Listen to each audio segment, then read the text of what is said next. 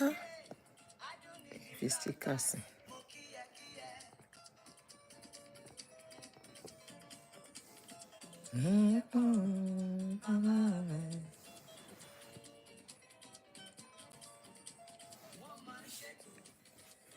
Okay, yes, this is good.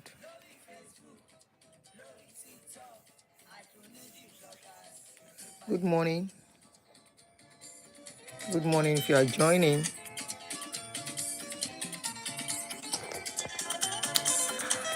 Èrò ti wà lórí YouTube. Good morning.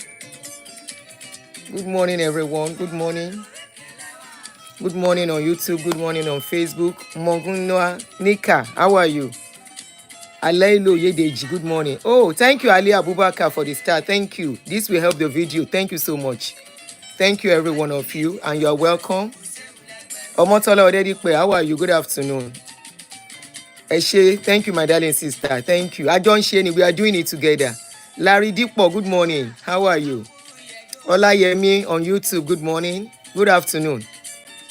Temi, good morning. How are you? Omoire Henry, my sister, how are you? Every one of you. Olueke, good morning. Taye Oluwabumi. Oya, kindly help me to share so that we won't stay long like the last time. Mejo. That last time really drained me, seriously. Thank you, Larry Dipo. Thank you. It's an era of awakening. Our youth will not go through what we went through. Eyes are opening. Àfẹnití ò bá wá fẹ́ gbọ́n. And I'm glad people are coming out to talk. So you're welcome this morning. Thank you. We are streaming on Facebook and YouTube. For those who are wondering why I'm not streaming on TikTok, number one, TikTok Live does not stay. After the show, it goes away. So we need what we stay there that people can reference to and share to others. Okay? So, the last time I came to talk about this pastor, Pastor Femi, remember all of us were here for 3 hours. No, almost 4 hours on that day, but we are not going to stay that long today. The mother has come out to talk, and I'm doing this like the last time because of the English speaking people who don't understand Yoruba. So I'm going to if not, I will have referred you to go and watch it there. But because most of you don't understand, some people, especially people on my YouTube channel and Facebook, I have a lot of people from other countries and other states other than Yoruba that do not speak Yoruba. So this is for you. So invite somebody, share this with somebody. I'm welcoming you specially as you join me on this channel, on this page, Real Talk with Auntie Aduni. I remain your host, Aduni. And okay, you are from Ethiopia.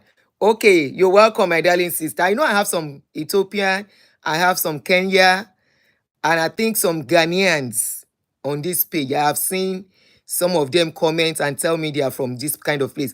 That's why I'm sticking most of my videos to English now, you know. So I'm doing this for you guys. Charles, good morning. That's another person that I know may not speak Yoruba.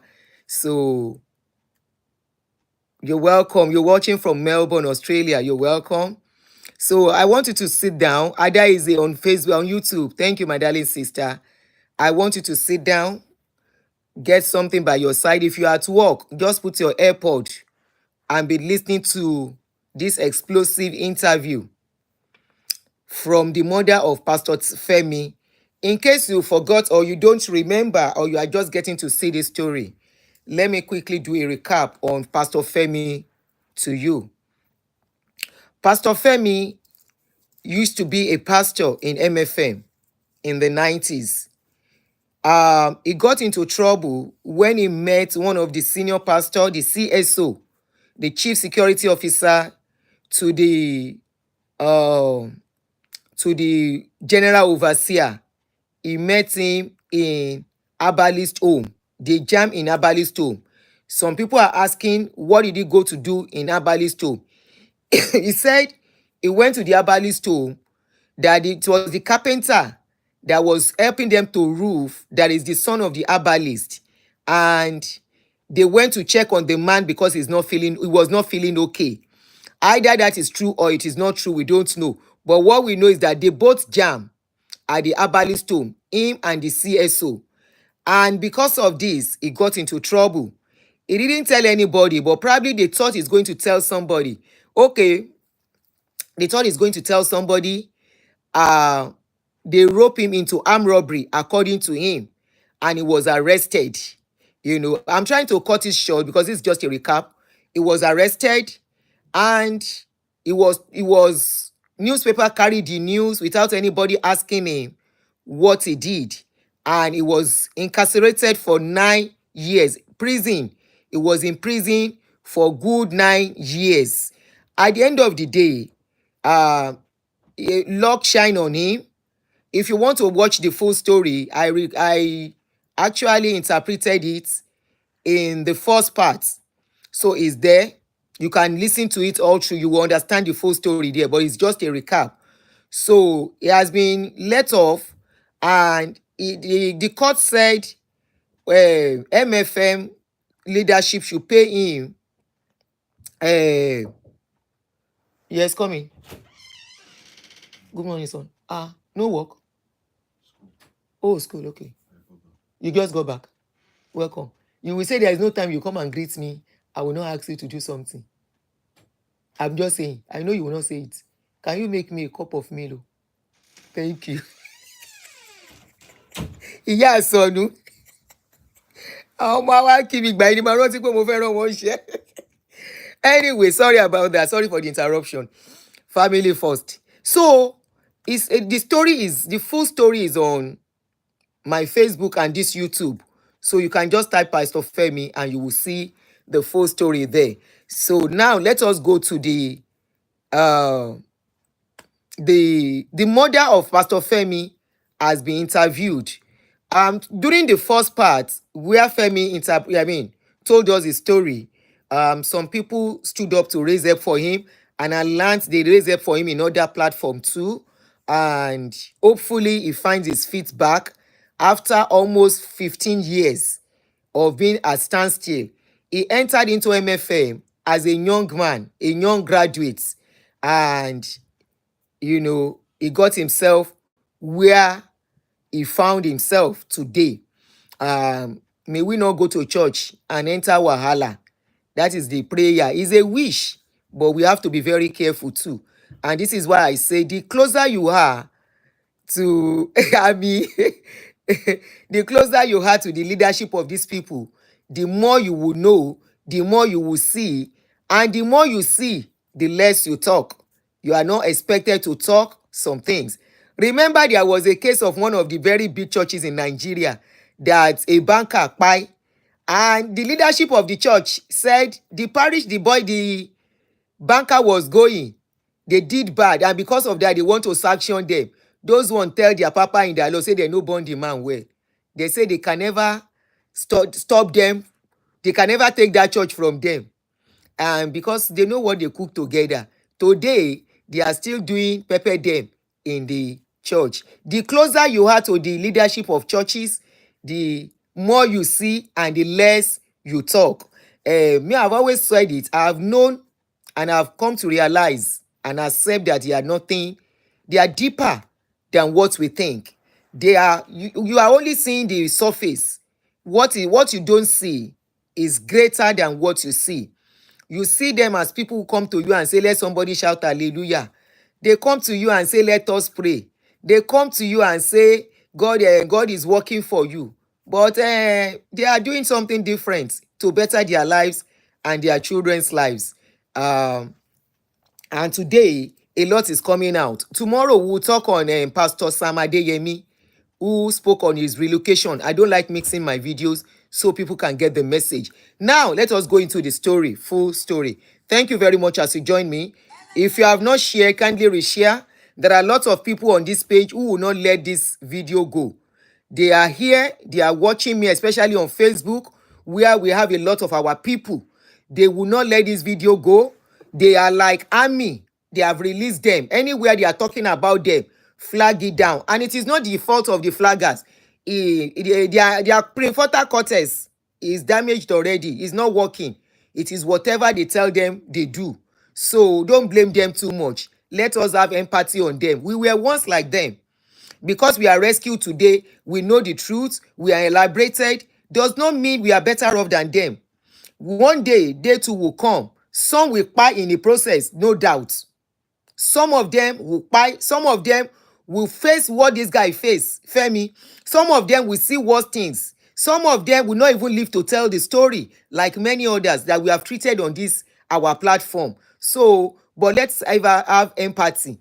If they come insulting you, don't talk. Just put red. I will mute them. I will not even chase them away. I will mute them until I finish the show, especially on Facebook. So kindly reshare again. We need to do another reshare to make this video go. So if you know you don't speak Yoruba, come here. I go interpret everything where the mama talk. Let's go. Time don't they go. The video now 1 hour, luckily enough, not as long as the last one. And I think why they took the video away the last time to repost it again was because they were trying to protect the identity of Mama. They were trying to protect the identity of Mama. That was why they redo the video, because the second one, Mama's face was not shown in the video, which is very good one, coming from Yoruba Gidi TV. So I want to give credit to Yoruba Gidi TV. Is the owner of this audio that we are going to play. And I'm sure he's allowing us to play it because he knows this is about help and to rescue somebody. So, here we go. So, like I said, I will be interpreting for you. So, sit down, don't bother.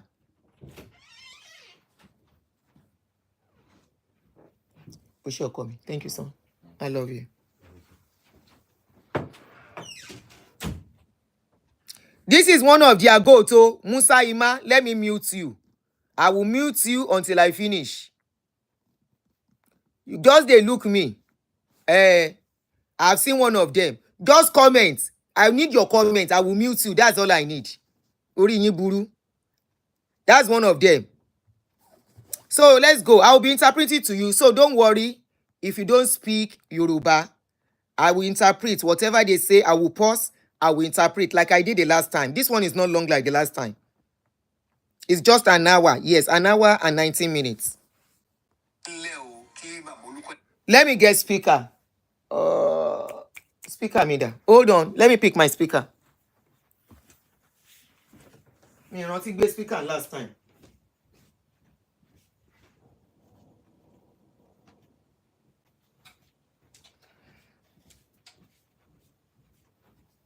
Power on. Bluetooth mode.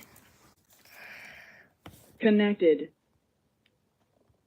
Orúkọ mi jẹ́ mi ṣe ó lé o kò só lè ràn mí o àwọn ló ràn mí lọ ẹ̀wọ̀n ojúkorojú báyìí ẹ lọ bá dadi a lọ bá bàbá Dr. DK Olúkọ̀yà dadi jí o ní Oníkẹ̀ okay a dẹ̀ wọnú ilé a lọ bá pásítọ̀ ọmọ mi ẹ̀gbọ́n eléyìí a dẹ̀ bẹ̀ bàbá pé kó jọ kó dáríjì pásítọ̀ Fẹ́mi èmi dẹ́ṣẹ̀ mi mo ní kó má jẹ́ kọ́mọ mi ó kú sí ibẹ̀ yẹn ó dẹ̀ ní mọ̀mọ́ ó ní ṣègbọ́n ọmọ Yorùbá ni mí mo ní bẹ́ẹ̀ ni ó ní nǹkan tí pásítọ̀ Fẹ́mi ò ṣe tó bá ti sọ pé òun ṣe òun máa fi lẹ̀ mo nílé ayé lẹ bá mi èmi ò gbọ́rú ẹ̀rí ní ìlú sọ́bẹ̀. kí ẹ̀ parọ́ mọ́ra ẹ̀.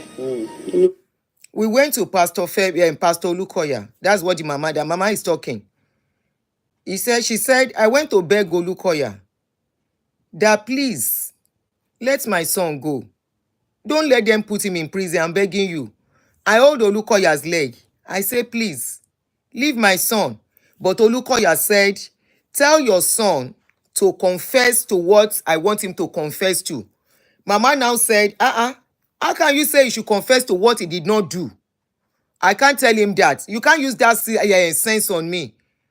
I'm older than you. Are you telling me you are smarter than me? I should go and tell my son to confess to what he did not do. Mama now said, no, she's not going to do it. Sorry. sọ̀rọ̀ ẹ̀ títí aṣáà ń gbàdúrà títí ọ̀rọ̀ ọmọ mi sá ló pa ọkọ mi. Ṣùgbọ́n síbẹ̀síbẹ̀ mi ò kúrò ní ṣọ́ọ̀ṣì bàbá. Ó ṣàǹgbàdúrà náà ni kọ́mọ mi ó jáde, kọ́mọ mi má kú títí. Ṣùgbọ́n mi ò lágbára àti ṣe kí nítorí tán bá ṣàti dárúkọ pásítọ̀ Fẹ́mi báyìí máa máa sùn fún mi, ara mi á dẹ̀ máa gbóná. Nínú church. Ibikíbi tán. We begged. It was in the process. My husband, Pai, that is Mama's husband, that is father to Femi, Pai in the process of the case. And Mama said they kept begging that she did not even leave the church. She was still going to the church even during this wahala. If I suffer me by màṣá máa sọ kán ara mi á dẹ̀ gbóná wá. Ara mi á gbóná wá. Bẹ́ẹ̀yàn tẹ bímọ dọ́sí nìkan kò ní fẹ́ kí kankan ó kú nú ẹ̀. Nígbà tí orí mi bá lè wà ní gbèkùn bẹ́ẹ̀ yẹn tí ó wọ̀n sáráyé mélòó. Bẹ́ẹ̀sẹ̀ kan omi gbogbo ẹ̀. Pastor Femi said, if me, that was a pastor of that church, can enter into that trouble from this kind of man, how many people do we know are in deeper problems that cannot come out and talk? Mo ti sún sẹ́yìn yẹn làbọ̀ràbẹ̀ ó ṣẹ̀ máa ń padà sí mi lára. Torí tá bá lọ sí kirikiri yẹn nǹkan tójú wa ń rí gbà mí òjò á pawá.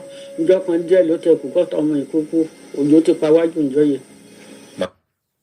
My body is always hot. I'm not always feeling okay. Even up till now, the fear is still in me. According to Mama, she said the fear of that problem, the trauma, I think that is what is called PTSD. The PTSD is still with me. That is what Mama is saying.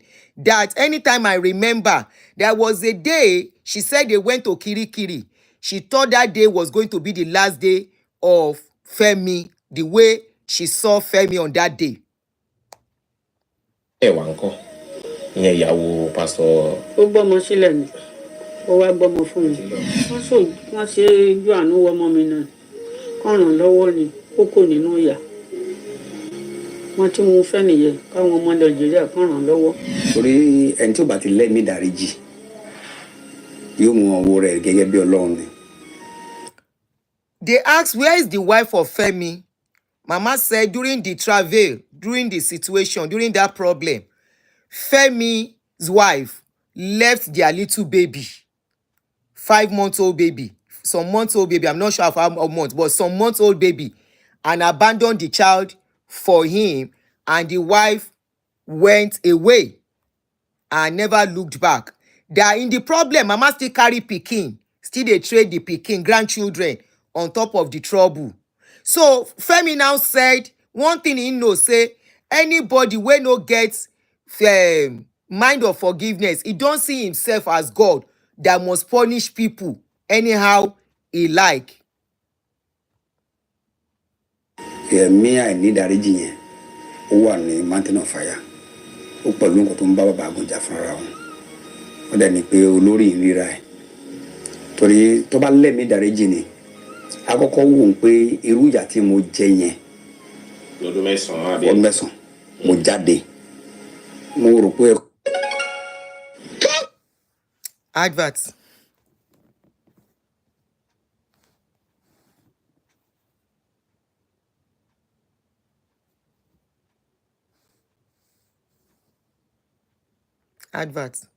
Non-skippable, so I have to be patient. Àtẹ̀mí náà, amen, alapsin tó sìn, àtẹ̀mí náà, orí pípé ni ṣá. We have to teach our children right so that they won't go and fall into all this nonsense. Imagine an old woman running helter-skelter. I'm waiting for the adverts to go.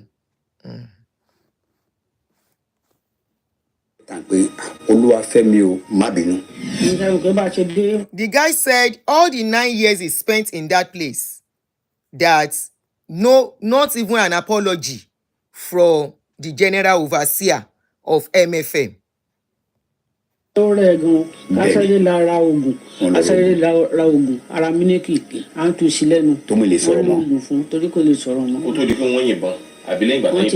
ti yìnbọn fún mi. Ló bá ní kí n wá pé ṣé mo mọ mílíkì mo ní bẹ́ẹ̀ ni èmi ò tiẹ̀ mọ̀ ẹ mọ̀ pé ẹni tó wà pé àwọn kan lọ pé kán lọ pé kán tún lọ ra mílíkì mi wà fún mi pé kí ni màá fi mú wọn ní kí ni mo tún like mo ní mo 7up ṣe pé go 7up so thick ó wàá gbé mi wọnú tíátà pé kí wọ́n mú mílíkì àti 7up. There was a day we got there and I bought milk for my son. When I saw him that he was almost going, then they called him and they said, does he like milk? He said, yes. They now said, oh yeah, come. They now took me to the theater.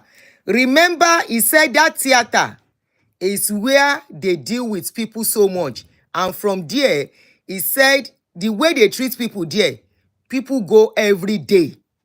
As in they buy anyhow in that theater. He said they now took him into the theater and said, does he want milk? He said, yes. Do you want 7up? He said, yes. They now brought a bottle of 7up.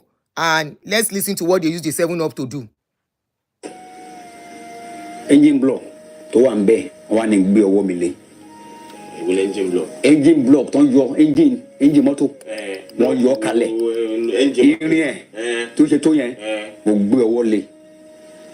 Wọ́n dẹ̀ fọ́ 7up yẹn. Alhaji Saudi ó dẹ̀ fọ́ mọ́ ọwọ́ mi. Kábíyèsí. Alhaji Saudi ló ń pè ní. Bẹ́ẹ̀ ni DPO yẹn ó dẹ̀ fọ́ mọ́ ọwọ́ mi ga tó yìí. Wọ́n náà lọ sí àsùnmọ́nà. When they took me into the theater, that is Femi talking now. He said one police, where then they call Alhaji Saudi, he now say come inside the theater. He said there is this engine, you know, engine of a car that they are not using again. You know how they remove it in that country and they put it to one side. He said engine was in that room. They now put his hand on top of that engine. They say he should place his hand on that engine. They now use that 7up bottle to hit him on that hand. He said his hand swelled immediately. That is part of the torture they put him through. Even in the state as if he was about to go. Remember, the mother said she met him almost gone. And they still... Okay, somebody said, is this same Saudi yellow police officer at the Sabo police station? Maybe. He said Alhaji Saudi is the name of the police officer. Saudi was late, Ireti's husband. Ló bá tán. Àṣesílẹ̀ làbọ̀ wá bá. That is the name of the police officer. Alhaji Saudi is the name of the police that tortured him. Àlọ́ yìí mo ní ṣé wọn nípa bẹ́ẹ̀ wọn ní yan máa pa wá ń sàṣì ni.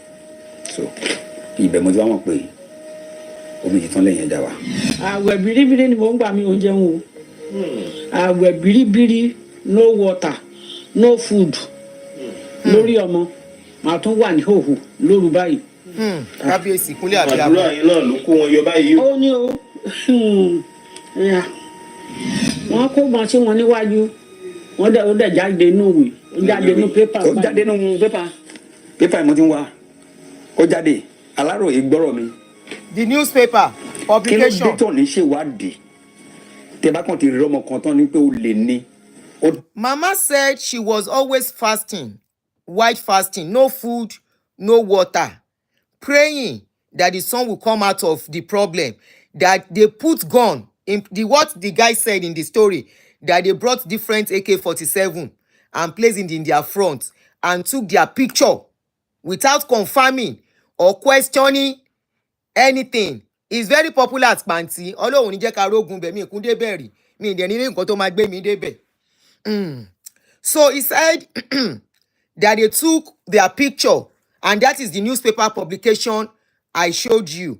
I will use it as I've put it on my Facebook page. That is the newspaper publication. Nobody questioned. And if you look at this guy, very handsome guy initially. Now this thing make him look like this. So do I have the picture? Oh, he's on this other phone. Very handsome young man then. Before he go jail, come turn to waiting he turn to now. That is his picture here. The man should be 2 to 3 star now. They are Alhaji Saudi. Okay. Yẹn ní sáré gbé ó tán. Bàbá ìjọ mo dẹ̀ dì wọ́n mú gẹ́gẹ́ bí bàbá mi nínú Olúwa. èmi ò mọ̀ pé abiyamọ lè dájú kó dẹ̀ dájú mi tó o bá tiẹ̀ ro ọjọ́ kan wá tiẹ̀ ro ọjọ́ kan pé mo bẹ̀rẹ̀ ẹjọ́ pẹ̀lú ẹ tó o bá mọ̀ mi wá tiẹ̀ wò ó pé ọmọdé yìí nǹkan tó náà ṣe yá kó o jọ mi ó tán wọn ò sọ bẹ́ẹ̀ fi mi o wọn ní kàn lọ pa mí ni o àwọn tó ń pè ní olórí wa tó pè ní adarí ìjọ wọn máa ní láti kíyèsára torí òkè tán wà yẹn wọn ń wò ní táwọn ará ẹdẹ ń wò ń pa wọn yẹn òun kọ́ náà jẹ́ o àwọn mẹ́mbà mi tó ṣe mọ̀ mí díẹ̀díẹ̀ tó já.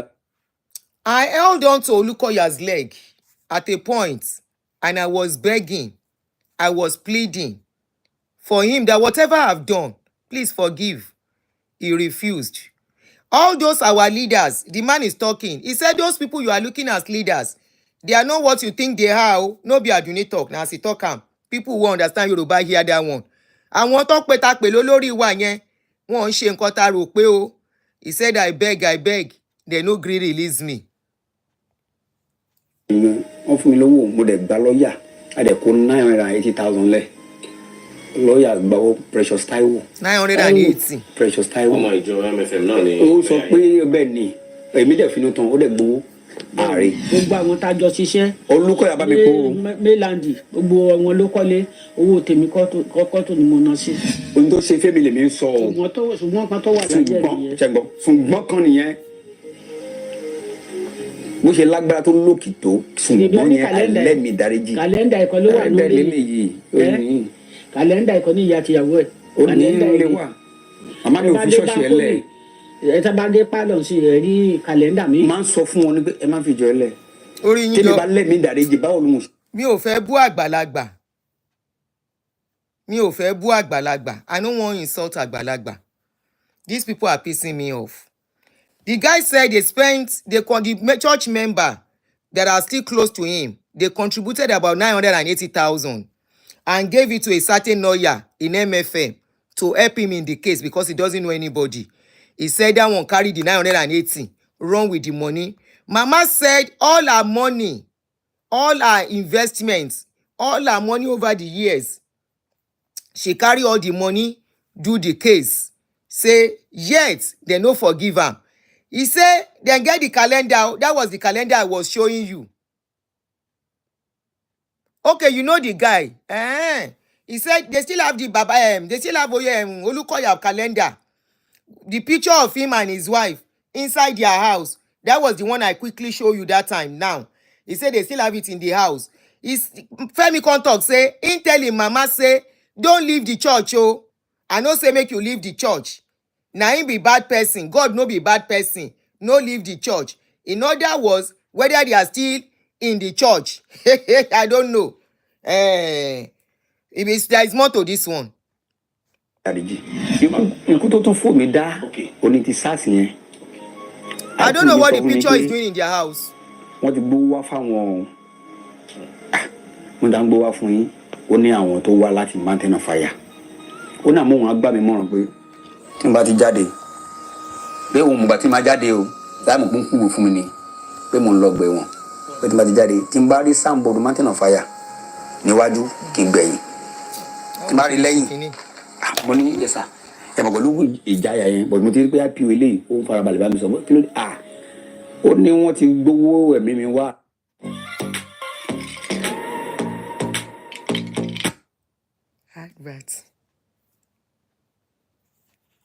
Advert máa kó bá wa.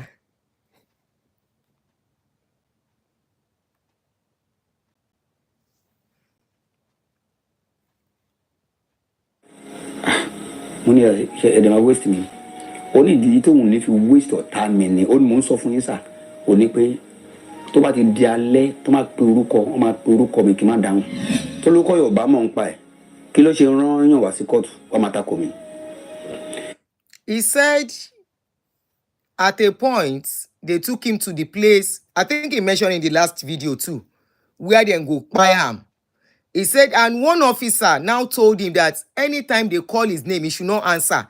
That if he should answer, that will be the end of his life. That anybody they call out from that place and the person answer, he said what they are going to do is to finish that person.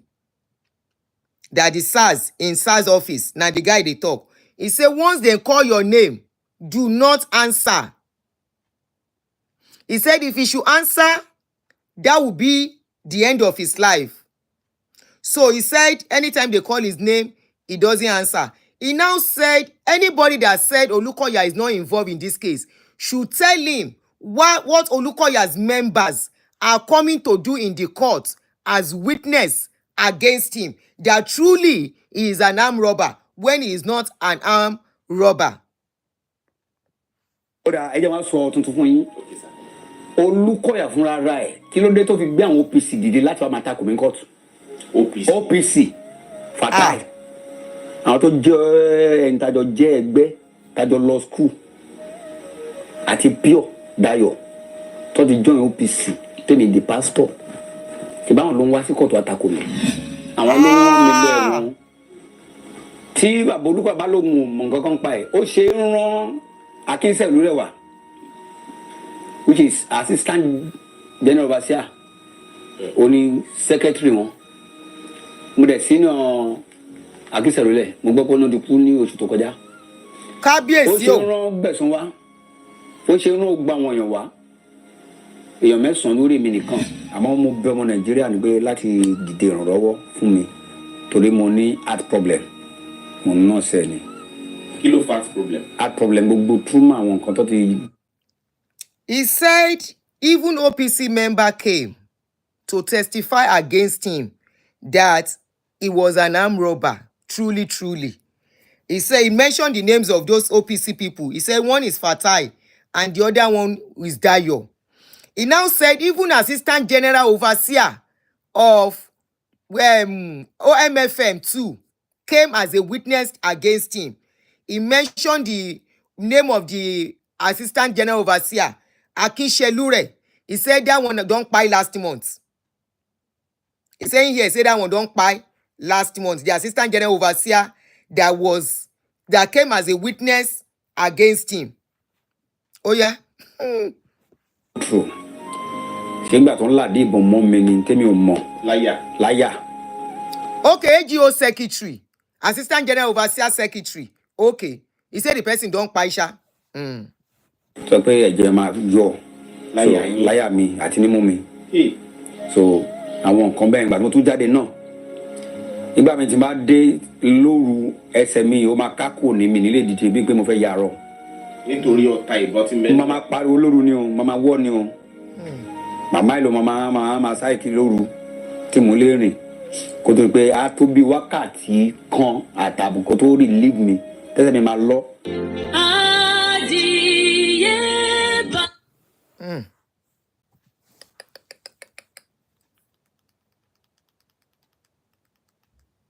Sorry, I'm trying to avoid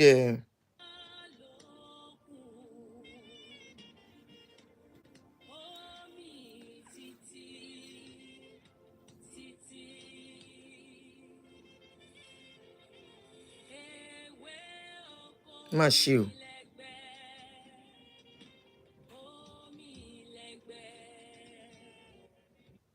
It's time to unthink what business banking can be.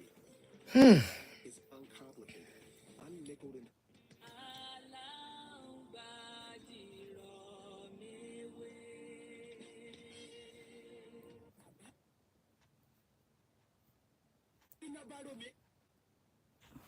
There are adverts. I'm trying to make the adverts go. So,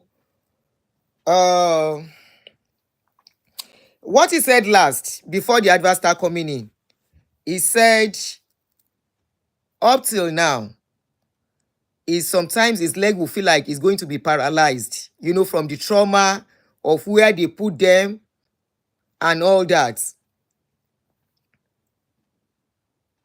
Yeah, I was talking to somebody about that yesterday. Somebody said he should seek asylum, but they said he needs to get a visa first, So hopefully people that can guide him along will come up for his help. He really needs that help.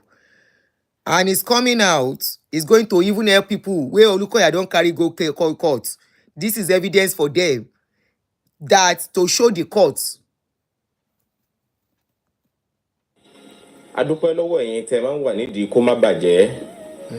Ẹ̀yin má jẹ́ ó bàjẹ́. Ẹ̀yin tí ẹ̀ ń ṣe gbogbo ohun tẹ́ ẹ lè ṣe láti láyé ire nítorí ẹ̀yìn wá ọ̀la. torí ọ̀la. Ẹ̀yin adarí ẹ̀sìn tòótọ́, ẹ̀yin tẹ́ ń fi tọmọnìyàn ṣe, àmọ̀rírì yín. Nígbà tí a ṣe ìfọ̀rọ̀wánilẹ́nuwò fún Pastor Femi. This is the anchor talking, please. So let's listen. Wọ́n jẹ́ kó dímọ̀ pé pásítọ̀ làwọn jẹ́ nínú ìjọ MFM kó tó di pé ọ̀rọ̀ kan ṣe bí ọ̀rọ̀, tí ọ̀rọ̀ ẹ̀sùn kan wáyé, tí ọ̀rọ̀ di ọ̀rọ̀ kirikiri ọgbà ẹ̀wọ̀n. A kì í padà jáde lọ́gbà ẹ̀wọ̀n wá dọ̀rẹ́, kódà ẹ̀dá kì í lọ sí Police ilé ẹjọ́ station. Bẹ́ẹ̀ ni. kẹ̀dá ó tún wá máa bẹ́ẹ̀dẹ̀ ẹgbẹ́ yẹn ṣọ̀rẹ́ mọ́. Fábàdà. Ìwọ ọ̀tá ló kù tá wọn a máa wúra wọn. Ibo wa la wá ń bọ̀rọ̀ bọ̀ bá a bá ta tá a bá tọ̀ ọ́ yóò di ẹran onídìín. Pastor Olúwafẹ́mi ti. This is the anchor man trying to talk about that. How do you make somebody like yourself to go through this? You cannot take somebody to a police station and come back as a friend. You can't take somebody to a court, talk less of prison, for an offense they did not commit, and send them to such pain, and you want them to come back and hail you. Let's continue to listen. Àwọn ìwé ẹjọ́ àti ìdájọ́ ilé ẹjọ́ hàn wá, a sì ti fi hàn yín. Bẹ́ẹ̀ni. Àwa mọ ìjọ MFM gẹ́gẹ́ bí ara ìjọ Kristẹni níbi tí wọ́n ti ń kọ́ ẹ̀kọ́ Bíbélì. Ohun tí Bíbélì sì fi kọ́ ni àwa gbàgbọ́ pé òun ni wọ́n ń tẹ̀lé. Nítorí pé Bíbélì sọ pé ká nífẹ̀ẹ́ ọmọnìkejì wa gẹ́gẹ́ bí ara wa. Nǹkan tá a gbọ́ nìyẹn. Pastor Femi bá wa sọ̀rọ̀ tó pọ̀ tí ẹ ti wò nínú fídíò tó kọjá. Ọlákúnlé Fásùgbà lórúkọ tèmi. Ìkànnì Yorùbá Gidi TV ilẹ̀ ńlá àǹfààní láti wò. Ètò yìí ò wà fún láti bẹnikẹ́ni lórúkọ jẹ́. Ìrírí ayé wọn ni wọ́n ń sọ. Ìrírí ayé wọn. Ohun tí wọ́n là kọjá ni wọ́n ń ṣàlàyé ẹ̀. Bẹ́ẹ̀ni. Tó sì wù èmi pé kí àwọn tó lọ́gbọ́n lágbárí, àwọn onílàákàyè ẹ̀dá kí wọ́n bá wa fòye gbé fídíò náà. Àtẹ̀yí tá à ń ṣe lọ́wọ́ yìí. Àwọn tí wọ́n jẹ́ lẹ́yìn ojú àánú kí wọ́n dìde ràn lọ́wọ́. Bẹ́ẹ̀ni. Nígun tá a dé báyìí níwọ̀n ìgbà tó jẹ́ pé owó tí wọ́n nílò láti fi ṣètọ́jú ẹsẹ̀ tí wọ́n yìnbọn fún. Ọ̀tá ń bẹ nínú ẹsẹ̀ náà títí di àsìkò yìí gẹ́gẹ́ bí wọ́n ṣe wí. Wọ́n á sì fi àwọn ìwé tó jẹ́rìí máa jẹ́mi ìṣó tí wọ́n fún wọn nílé ìwòsàn hàn wá. Kì í ṣìyẹn nìkan, ìṣòro àìsàn ọkàn eléyìí tó ti ṣẹlẹ̀ láàrin àsìkò tí wọ́n wà lágọ̀ọ́ ọlọ́pàá owó àsìkò tí wọ́n wà nínú ọgbà ẹ̀wọ̀n kirikiri lórí ẹ̀ṣẹ̀ tí wọn ò ṣẹ̀, ẹ̀ṣẹ̀ àìmọ̀dí. Gbogbo àlàyé ọ̀rọ̀ yìí lẹ́ láǹfààní àti gbọ́. Màmá wọn wà ń bí ṣùgbọ́n wọ́n lẹ́nu oníkànlá tí gbọ́ pọ̀n, ẹnu ọlọ́fà sí láti Ibi tó ti gbọ́ bẹ̀rẹ̀ mọ́ta. gangan ni mi ìbá tiẹ̀ ti fọwọ́ ọ̀dẹ̀. Ẹ káalẹ́ màmá, ẹ kálẹ́ o. inú mi dùn láti rí yín. So the anchor is trying to, what we watched initially was, what we listened to initially was interlude. Now the real story of how the journey, how the mother did, got involved in the journey is just starting. And this man is saying that he thought that a Christian place, a church is supposed to be where there is supposed to be love. But how come something like this is happening in a place they call a church, where somebody was roped into what he did not do? And this guy today is carrying a bullet in his leg. I forgot to screenshot it the last time. But for people who have watched that video on Yoruba Gidi, they can attest to it that you will see the bullet protruding from that guy's leg, that Pastor Femi. And already he also have heart problem. So from the trauma and everything. So he really needs help. Number one, to get the bullet taken off.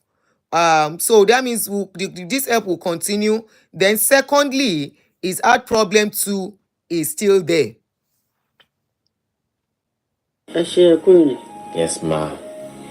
A wà ní ìlú kan ní ìpínlẹ̀ kan lórílẹ̀‐èdè tí mi ò ní dárúkọ fún yín torí àárín gan-an ká tó láǹfààní àti débi tá a wà yìí. Orílẹ̀‐èdè. They say they are in a place. They don't want to mention the place they are. And I think it was one of the reasons they brought the video down initially. It was for safety. So he said he's not going to mention the states, the venue, the location of where Mama is located. Yes, the bullet is still there. I saw it. You will see it protruding under his feet. It's still there.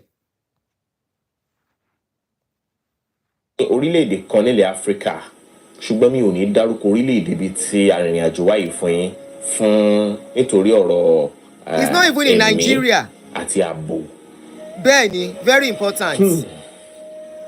Mama, kí lorúkọ yín? Think real estate is just about buying and selling houses? Ó máa bá ṣó mi jẹ́. Advert yìí náà ní nǹkan. Ẹ ti tọmọ ọdún mélòó báyìí? 77 years. Àgbáyé adalẹ́. Àmín. Ẹ ò ní kánjú kú. Àmín. Ẹ ò jọrọ ọmọ. Àmín. Torí pé ẹ ti jìyà lọ́mọ lórí. Bẹ́ẹ̀ni. Báwo lẹ ṣe jẹ́ sí Pásítọ̀ Olúwafẹ́mi tí mò ń wò yìí? Èmi ni mo bí.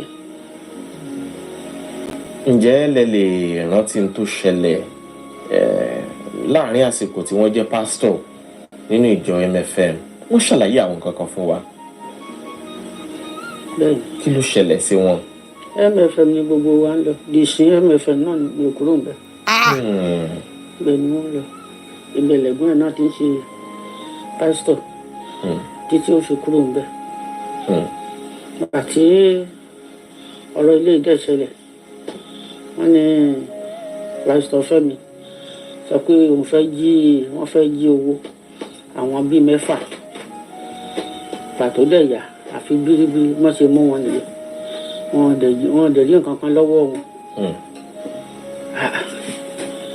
Àwọn 3 tó kù nígbà táwọn eléyìí lọ Sábó tán tí wọ́n mọ́lé. Sábó police station lẹ́kọ̀ọ́. Lẹ́kọ̀ọ́ ní Sábó.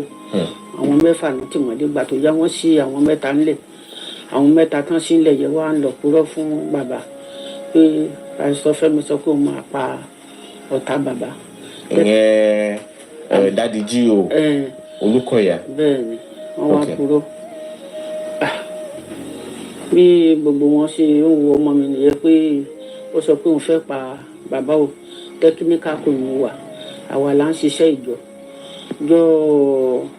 agbára pààrọ̀ ara wọn báyìí bàbá máa wá sẹ́yìn wa máa gbàdúrà fún wa pé àwa tá ń gbá ṣọ́ọ̀ṣì tá ń gbá dọ̀tí pé òkè tán ti ń wò ṣùpá náà ti máa wọ ọmọ wa o pé kó nǹkan kò ní ṣe wá o kó máa wá ọmọ ilé wa ṣùgbọ́n nígbà tó ti di pé èrò ń pọ̀ bàbá ò lè wá sí ilé wa ṣùgbọ́n wá ń súre fún wa bàtà bá ti jókòó sí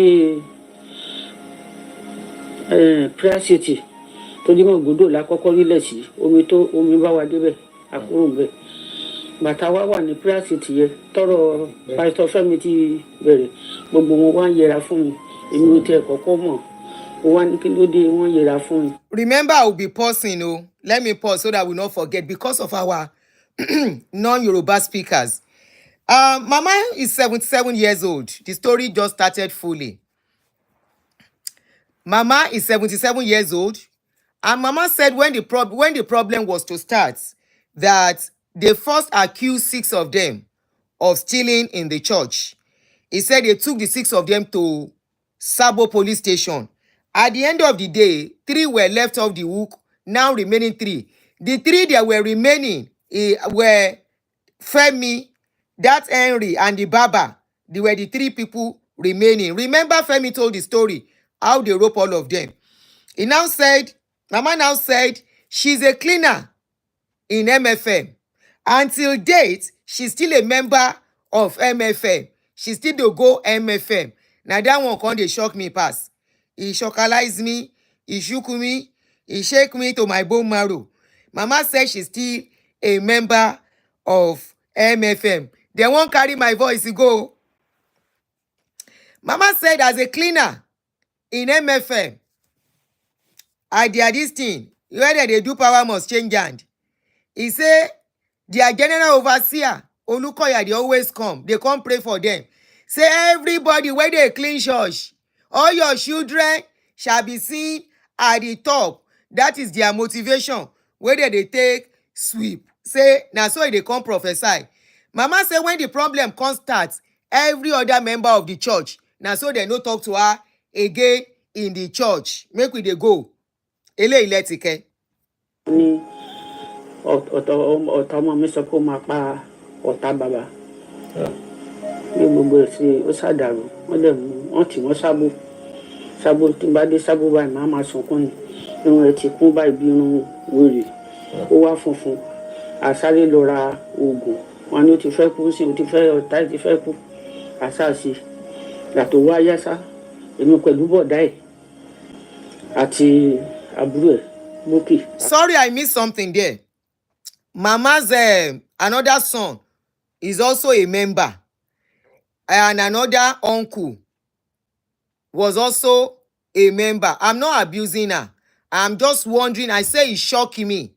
I didn't abuse her. You remember when I said it initially? Money agbalagba ton je o ka mi lenu ko.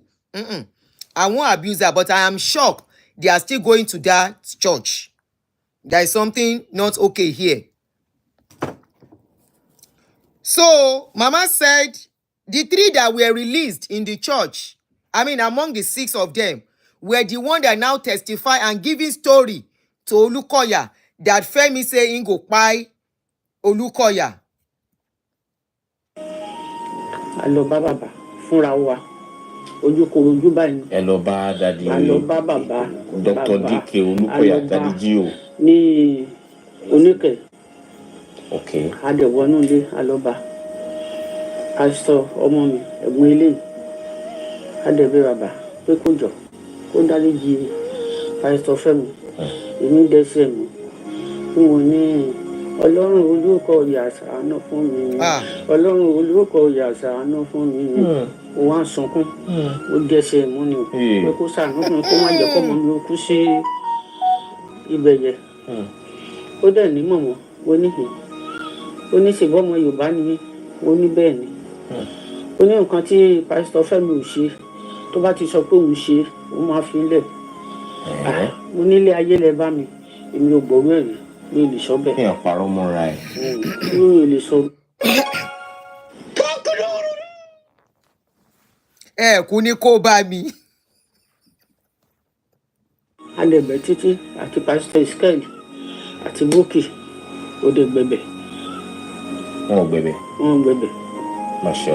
Àsìkò òǹgbẹ mi títí aṣáà ń gbàdúrà títí ọ̀rọ̀ ọmọ mi sá ló pa ọkọ mi torí nígbà tán ti mú kúrò ní Sábó. This is the father. Tán kọ́kọ́ mú wọn lọ sí. The late father. Ibi tán mú yín lọ kọ́ tó di pé wọ́n mú yín lọ sí Kirikiri. Ok, ọ̀dọ̀ àwọn ọlọ́pàá SARS. Ẹ jọ ná ní Sábó yẹn wọ́n á lò tó ọjọ́ mélòó lágọ̀ọ́ ọlọ́pàá. Wọ́n pa ń bẹ̀ o. Àáfẹ̀ tó oṣù kan. Kí náà ń pè bẹ́ẹ̀ ó ju bẹ́ẹ̀ lọ o. Bóyá bí oṣù mẹ́ta. Ó ju bóyá oṣù mẹ́ta bóyá oṣù mẹ́fà wọ́n pẹ́ ń bẹ̀. Bẹ́ẹ̀ ni. Kan tó wá tún darí wọn lọ sí ọ̀dọ̀ ọlọ́pàá SARS. Lọ́dọ̀ ọlọ́pàá SARS tẹ́ bá lè rántí díẹ̀díẹ̀. Èmi ò dé bẹ́ẹ̀. Yóò tọ́jọ́ mélòó tán ló mẹ́. Èmi ò dé bẹ́ẹ̀ mọ́ ìgbà tó ti di kíní. Wọ́n ti dákú. Wọ́n lè dákú. Máa ń dákú ni máa ń sunkún ni mi ò lè lọ ṣùgbọ́n nígbà tó di. Mama said, let me pause. Mama said he was eventually locked up in Sabo, and he kept falling in and out of sickness, and they were buying drugs in all of this. At a point, she went to meet Olukoya and held Olukoya by the leg, and she started crying and singing, Ọlọ́run Olukoya, that is God of Olukoya, have mercy on me. God of Olukoya, have mercy on me. But Olukoya refused to answer. Olukoya said, on one condition, will he pardon that boy until Femi can confess to what he wants. Remember, this guy, Richard, cried out that they want him to sign an undertaking for what he did not do, and he said no. So I think this is almost similar. He said they asked him to write until the boy can say, I agree to what he did not do. This woman said she held Olukoya by the leg. You all know what it is to hold somebody by the leg. That means you have brought yourself on the floor. An elderly woman holding somebody younger than her on the leg. A mother, a woman, and saying, please, God of Olukoya, have mercy. God of Olukoya, I'm begging you. God of Oluyokoya, no suffer my pikin. He said no. Until your son can say and agree to what I want, that is when he's going to be free.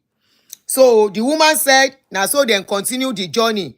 And they stayed in Sabo for a long time. wọ́n mú wọn kú ńbẹ̀ táwọn gbé wọn lọ sí Kirikiri a lọ sí Kirikiri èmi àti ọkọ mi fẹ́ǹsì tó wà ńbẹ̀ ó ga ju ilé òkè yìí lọ tá a bá débẹ̀ máa sunkún a máa sanwó tó ọ̀nà mẹ́ta bọ́nà mẹ́rin ká tó lè wọlé gbà tí ọmọ yìí ti wà lọ́mọ oṣù márùn-ún ọmọ yìí gbàyẹ náà ti mú ìyá ẹ̀ dẹ̀ ti wá gbé sílẹ̀ mú Ọlọ́run dẹ̀ bá mi tọ́jú ìyá ilé kì í ṣẹ̀gbọ́n ilé tó jókòó yìí oṣù márùn-ún lọ́mọ yẹn wà ńgbà tán ti mú Ọlọ́run dẹ̀ bá mi tọ́jú ẹ̀ a dẹ̀ lọ sí Kirikiri àgbó oúnjẹ lọ a ṣe bẹ̀ dání láti bí báyìí àtẹ̀bà a ṣe bẹ̀ a gbé lọ ṣùgbọ́n síbẹ̀síbẹ̀ mi ò kúrò ní ṣọ́ọ̀ṣì ìkúlẹ̀ àbíamọ ó ṣàǹgbàgbà náà má jáde àmú lórí ọmọ. ọmọ mi máa kú títí ṣùgbọ́n mi ò lágbára àti ṣe kí nítorí tó bá ṣàti dárúkọ pásítọ̀ Fẹ́mi báyìí máa máa sunkún ni ara mi á dẹ̀ máa gbóná. nínú church. ibikíbi tó bá ṣàti ní pásítọ̀ Fẹ́mi báyìí pé báyìí màá ṣáà máa sunkún ara mi á dẹ̀ gbóná wá ara mi á gbóná wá. ìyàmọ̀ kú ọ̀rọ̀ mọ́. gbẹ̀yìn tẹ̀ bímọ dọ́tí nìkan kò ní fẹ́ kí kankan ó kú nú ẹ̀.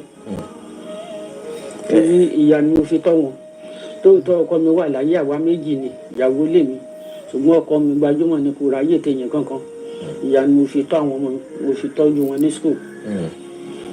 irú èèyàn wo ni pásítọ̀ Fẹ́mi jẹ́ ṣáájú kó tó di pé ìṣẹ̀lẹ̀. ó lọ ṣiṣẹ́ pásítọ̀ ní Warri ló ti ń ṣiṣẹ́ tẹ́lẹ̀. Let me pause here so we don't miss this very vital point. As a mother, please, let's be careful. When anything happens, it touches mothers more. Most cases, mothers are the one that feel the pains more when anything happens to children than fathers. Some fathers, yes, but most times mothers. This woman made a very vital point here. Remember they said the father died in the process of this wahala. But the mother is trying to tell us that she is married to somebody, a father who has another woman in his life. So his own contribution in that wahala was not that much. She was the one even training those children. She was the one that saw Femi through school. With the stipend she's making.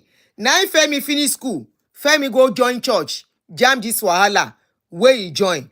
You understand? I need to bring that out very well. And she said they were transferred to Kirikiri and they need to pay their way to see them in Kirikiri, like 4 places before they can get to see them. And on all of this, she was carrying food, she was cooking and all that. Oh, not all mothers. Yes, some not all mothers, you are right. But very few mothers will not do this. A lot of mothers will do this. You see? As a mother taking care of your children alone, your children now enter this kind of wahala. Hey. Sínú ìjọ MFM náà. ìjọ MFM. Warri ló ti ń ṣiṣẹ́ ó dẹ̀ máa ń wálé. Àwa wò wá tún padà lọ sọ́hùn. Gbà tó dẹ̀ kúrò ní Warri, ó tún ṣiṣẹ́ ní Ìbàdàn. Mi ò sáà lè mọ gbogbo ibi tó ti ṣiṣẹ́ tán. Ṣùgbọ́n ó ṣiṣẹ́ ní Ìbàdàn sá. Tí kò sì sí pé ariwo kan jẹyọrí tàbí ìfẹ̀sùnkanni kan jẹyọrí. Kò sí wàhálà. Tàbí ìjà kan jẹyọrí. Oúnjà. Emma Bino, you know we have to be very patient for our English-speaking people, so I have to continue to pause. He said the anchor was asking, what type of person is Femi before the incident? Where was Femi working? The mama said Femi worked briefly in Warri and Ibadan. Remember, he just finished school not long before he joined the church. He said there was never any incident of him having any problem while he was working before he went to join the church. Gbogbo ìjẹta pé kódà ilé ìwòsàn lẹ wà. Kí ló ṣe yín màmá? Ó rẹ̀ mí ni. For those asking if they can donate, yes, they are donating. The account number is on the previous video. I don't have it on this phone, so there's no way I can put it out. The account number is on the previous video if you want to assist him. I've been throwing my money away on car insurance. Video yìí jẹ́ fún mi. Àwọn ní advert sọnù. sẹ́yìn yẹn ràbọ̀ràbẹ̀ ó ṣẹ̀ máa ń padà sí mi lára torí tá a bá lọ sí kirikiri yẹn nǹkan tójú wa ń rí gbà mí òjò á pawápawá níjọ́ kan díẹ̀ ló tẹ̀ kú kọ́tà ọmọ ìkókó òjò ti pa wájú ìjọ yẹn gbogbo ẹkún tí mo sún yẹn gbogbo ràbọ̀ràbẹ̀ òun ló fàbọ̀ sí ọ̀tá mi lára yìí. Pásítọ̀ Fẹ́mi sọ pé àwọn ní ọmọ oṣù 5 lásìkò tí ìṣẹ̀lẹ̀ tí wọ́n fi tì wọ́n mọ́lé. Lọ́wọ́lọ́wọ́ báyìí sìn. How old are you now? Ẹ má ṣe ojú. How old are you? 16 years old. Going to 17. The 5-month-old child. Kábíyèsí Elédùmarè. May our children's life not be wasted. May our labor not be wasted. The 5-month-old child that Femi left, that is the child they were asking for his age. The child is going to 17 years old now. Remember, the child was 5 months when the trouble started. Today, the child is almost 17 years old. Yes, no shit on. Happy birthday to you in advance. Akumura. Wow. 17 years. Wàá ṣọ̀pọ̀lọpọ̀ ọdún láyé. Àmín. Màmá ẹ̀ wá ńkọ́? Ìyẹn ìyàwó pásọ. Ó gbọ́mọ sílẹ̀ ni ó wá gbọ́mọ fún mi gbàyà wà ní. Ẹ wọ́n wùdí dárúkọ. Ẹ ṣáà wà níbì kan gbà yẹn ẹ ṣáà forí pamọ́ sí. Ìyàwó ẹ̀ dẹ̀ máa ń wá èmi dẹ̀ ń ṣiṣẹ́ ìjọba màá fún lówó tó máa fi tọ́jú ọmọ òun fún lówó á dẹ̀ wà lé wa á tọ́jú ọmọ á lọ àfìgbà tó di ìjọ yẹ ó kàn wá èmi ti sùn sínú yàrá ilé pẹ̀lú ẹ̀gbọ́n ẹ̀ náà wọ́n wà ń pádọ̀ tí máa jí ńkọ́ ìyá Ayọ̀mídé ńkọ́ ó ló sọ pé òun ti lọ òun ti gbọ́mọ ńlẹ̀ mo wá pé ìṣèbó mọ̀ pé mo ń lọ bí iṣẹ́ jọ̀ọ́ Ọlọ́run lè dúró mo wá pé ẹ̀gbọ́n ilé àkọ́bí mi obìnrin pé ó ti ṣẹlẹ̀ o ìyàwó Fẹ́mi ti wá gbọ́mọ ńlẹ̀ o báwo ni mo ti fẹ́ ṣe. Ọkọ sì wà ní Kirikiri lọ́gbà ẹ̀wọ̀n. Ó wà bẹ́ẹ̀. Ó ní ṣé ìyẹn ni mo ṣe ń ronú ni màmú mo ní bẹ́ẹ̀ ni ó ní kí n máa gbé lọ lé lání tí n bá ti ń lọ bí iṣẹ́ ó ní ìjọ́ tí n bá dẹ̀ lè gbé pọ̀n lọ bí iṣẹ́ òyìnbó ni mo dẹ̀ ti ń ṣiṣẹ́ kí n gbé lọ. Ó ní kò dúró ó ṣe ọkọ mi mo wá pe àwọn ẹ̀gbọ́n ẹ̀ ọkùnrin pé tọ̀ wọ́n ti gbá gbé ọmọ Fẹ́mi sílẹ̀ o. Let me quickly read a comment here on YouTube. Emmanuel Lawrence, you said, thank God and technology, we wouldn't have known all these God of men atrocities and shenanigans. We have been in the dark for decades. In fact, that is why I said all these things we are doing, the youth coming will meet it. Anybody will come fall victim with all these things, years coming. Now then look for wahala. Kéré báwo ni mo ti fẹ́ ṣe wọ́n ní kí n lọ gbé sí ẹnu ọ̀nà ibi tí màmá ẹ̀ ń gbé pé báwo ni mo ṣe tọ́jú bàbá máa tún wá tọ́jú ọmọ kékeré mi tí mo ti dàgbà mo ní nǹkan èèyàn di méjì kéèyàn gbé jù nù wọ́n ní wàhálà mi náà wò ó ní mo ti pe àǹtí yóò ti ní kí n gbé lọ lé lání tí mi ò bá lè gbé lọ lé lání ìjọ́ tí n bá lọ iṣẹ́ kí n gbé pọ̀n bí mo ṣe ń ṣe nìyẹn kábàdẹ̀ ti gbé lọ lé lání kíní náà lò nígbà yẹ pampasì ò tí ì sí kíní náà pé gbogbo ìgbẹ́ tó bá yà wọ́n á kó sínú fólíbàgì tí n bá dé lálẹ́ èmi pẹ̀lú àbúrò ilé àti ètò ìdúró àwa la máa fọ gbogbo ìgbẹ́ yẹ a máa sáná pé yẹ máa gbẹ kílẹ̀ tó mọ́ àtúngbè lọ lé nání jọ́ mi máa gbé dání lọ iṣẹ́ inú mọ́tò bá ti yàgbẹ́ sí gbogbo ara mi. Mama is narrating how the wife came to drop the child for them. She said, as at that time, I guess the wife did not believe the husband was not an armed robber. Even at that, If you don't believe, what about your child? But she came. The mama said one day, that mama said she was giving her money for the upkeep of the child. But one day she came and she dropped the child that she cannot go on again. So that for time's sake, that's just in a nutshell. She came and dropped the child for her. That at this point, she has to combine everything, work and taking care of the child, to even going to check on Femi. The wahala was very much for her. And she still has to work so that they can be getting money. She said initially she said most of her friends that they were working together, they were able to build house, but all her own money, she has to be using the money to take care of all this wahala. Ó lágbára. Títí dàsìkò yìí wọn ò tí ì bójú wẹ̀yìn. Ṣé ìyá ẹ̀? Ẹ ò mọ ibi tí wọ́n wà. Ìgbà tí mo ń lọ bí iṣẹ́ máa ń rí lóyìnbó. Ìgbà tí mo sì. Sorry, I need to address something here. Somebody said I'm not surprised. He hasn't got any biological child of his own. The woman might have been frustrated. And one Bola Tito Akinyemi say, may God forgive you. Forgive that person for what? Is the person lying? Ẹni tí ò bá nírú ẹni ò lè mọ iye ẹni now. Yes. Ọ̀dájú ni. Ṣó nírú ẹni tó máa fi mọ iye ẹ̀. Forgive him for what, or forgive her? The person is stating the obvious. How can you have blood in your veins and treat your fellow human beings this way? If Femi were to be his child, will he do what he did? How will he feel? Somebody did the same thing to his own child.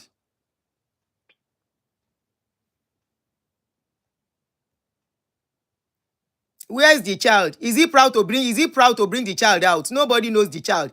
Even his church members do not know that child you are talking of. What sort of useless life is that? Don't you know that means there is a lot to that man? If he's not proud, nobody among his church members know the child. Why is he hiding his child if his hands are clean? How many of you and I are hiding our children? Yes, I might not bring my children on social media. People know them. Nonsense. You'll be supporting rubbish.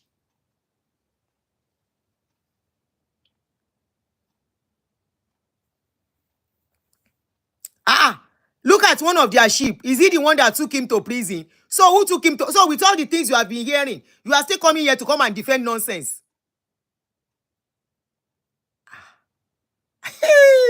Okay. Shebi, they are praying for people where they look for Pekin. How come now only one Pekin in gets? Why can't he have more than one child? You are one of the people that can never wake up from this nonsense. I don't have that time this morning. Let's continue, please.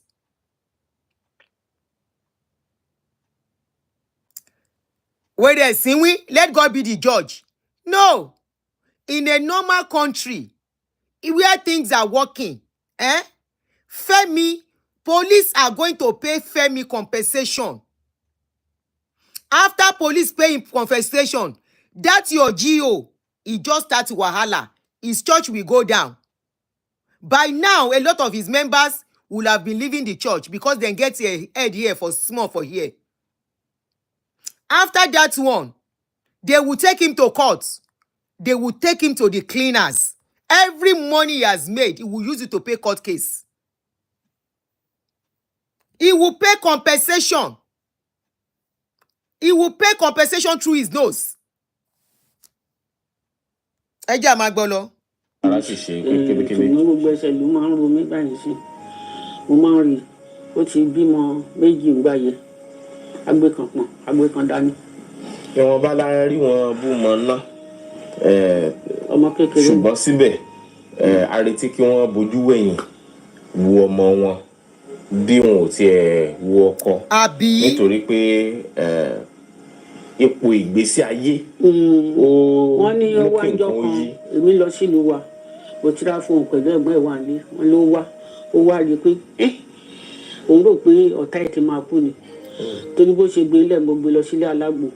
Wọ́n ṣàgbo fún mi. Mo ń ṣàgbo. Mo fi ń wẹ̀. Mo ń gbé pọ̀n. Kò wá. Má bọkàn jẹ́, ibi gíga ló ń lọ. Ìgbà tí bá ń bá eléyìí lẹ́sẹ̀, ó fi hàn mí nígbà tá a dé Sábó. ó ní Ọlọ́run á wò. N ò tí ì dé ọgbà ẹ̀wọ̀n tí ẹ ti rí ojú ọgbẹ́ torí wọ́n sọ pé àwọn ọlọ́pàá ti SARS ló yìnbọn yẹn ni àbí ti Sábó ni wọ́n yìnbọn fún yín ní ẹsẹ̀ yìí títí dòní ọ̀tá ṣì wà ní ẹsẹ̀ yìí. Ojú bí tá ti yìn wọlé nìyẹn.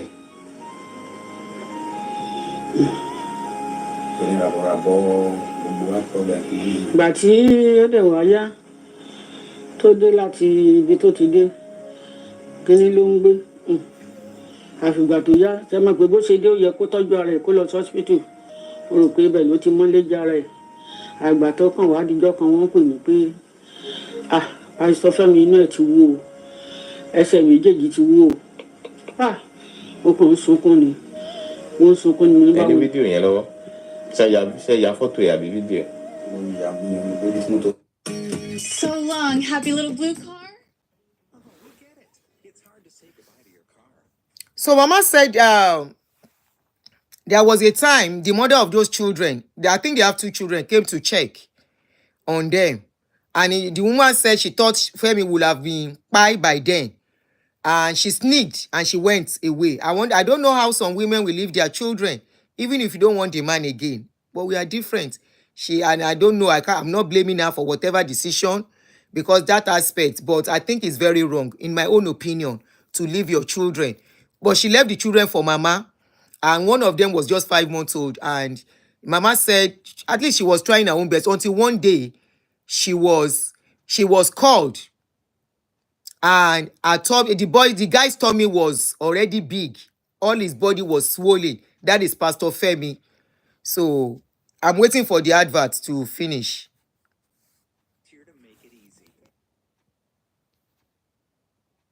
They are non-skippable adverts, so there is nothing we can do.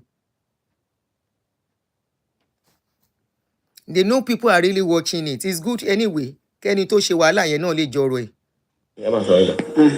Mo wá pe ẹ̀gbọ́n ẹ̀ pé wọ́n ní pásítọ̀ Fẹ́mi ara ò yá o inú ẹ̀ ti wọ́ ẹsẹ̀ wú o pé gbogbo lílò tó lò ní kirikiri yẹn nítorí ó jẹ́ lókòkò pé ọdún 10 ní kirikiri pé rabọ̀rabọ̀ ẹ̀ ní o ọ̀dọ́ ẹ̀ wá ní kí àwọn ẹ̀gbọ́n òun àti àbúrò àwọn 3 wọ́n wá lọ mú ó ní kán mú sílé ẹ̀gbọ́n ẹ̀ kan wà ń bẹ̀ yẹ àbí kán mú lọ sílé ẹ̀gbọ́n àgbà mo ní ó ní kàn jọ nítorí Ọlọ́run kán mọ́ mú síbi kankan olójú òjòjú ara ẹni ẹ jẹ́ kó wá bí tó bá wá bí a lọ sọ́sibítù wọn á ṣàgbo fún ó máa búra sí i.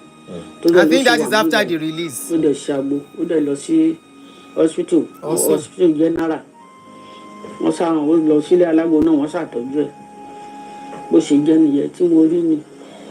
Ẹ pẹ̀lẹ́ màmá ẹ ti sunkún kíkorò sẹ́yìn ẹ máa wá sunkún ayọ̀ báyìí. Àmín. Ẹ ní sunkún kíkorò mọ́ lórí ọmọ. Àmín o. Pẹ̀lú àṣẹ Ọlọ́run ẹ ní sunkún kíkorò. Tí wọ́n bá máa bí yín kí ni nǹkan tó wù yín tẹ́ fẹ́ tẹ́nìkan bá ní kí lẹ lè béèrè bóyá lágbára kan bóyá àwọn ẹni ìjọ àánú kan kí ni tẹ́ lè béèrè pẹ́fẹ́. ṣé ọmọ mi. Bẹ́ẹ̀ni. kán ṣe ìjọ àánú wọ ọmọ mi náà kán ràn lọ́wọ́ ni kókó ìlú rẹ̀. Abiyamọ. wọ́n tí mo fẹ́ nìyẹn káwọn ọmọ Nàìjíríà kán ràn lọ́wọ́. Lọ́wọ́lọ́wọ́ báyìí a rí pé ẹ wà nínú ìpèníjà àìsàn. Bẹ́ẹ̀ni. Torí pé a retí pé ẹ máa wá bá wa ní sitting room ni ṣùgbọ́n wọ́n ní ẹ ò ní lè wá. Jẹ́ kí n kó àwọn oògùn tán kó fún mi. Nítorí àti rìn. Bẹ́ẹ̀ni. Ta ló wá ń tọ́jú yín? Àwọn ọmọ wọ̀nyí ló ń tọ́jú mi àti àbúrò ẹ̀. Ó ga o. Mama too presently is not okay anymore due to years of all the wahala. It has taken toll on Mama. So Ọlọ́run á rẹ̀ yín lẹ́kún. Àmín. Pastor Olúwafẹ́mi. má jẹ́ rí dààmú lórí àwọn ọmọ mi o. Ṣáwọn ẹ̀rí máa jẹ́ mi ìṣòwò tá lè fi hàn àwọn tí wọ́n bá fẹ́ náwó ìrànlọ́wọ́ nípa ọ̀rọ̀ ìlera yín ẹ sọ pé ní heart problem. Bẹ́ẹ̀ni.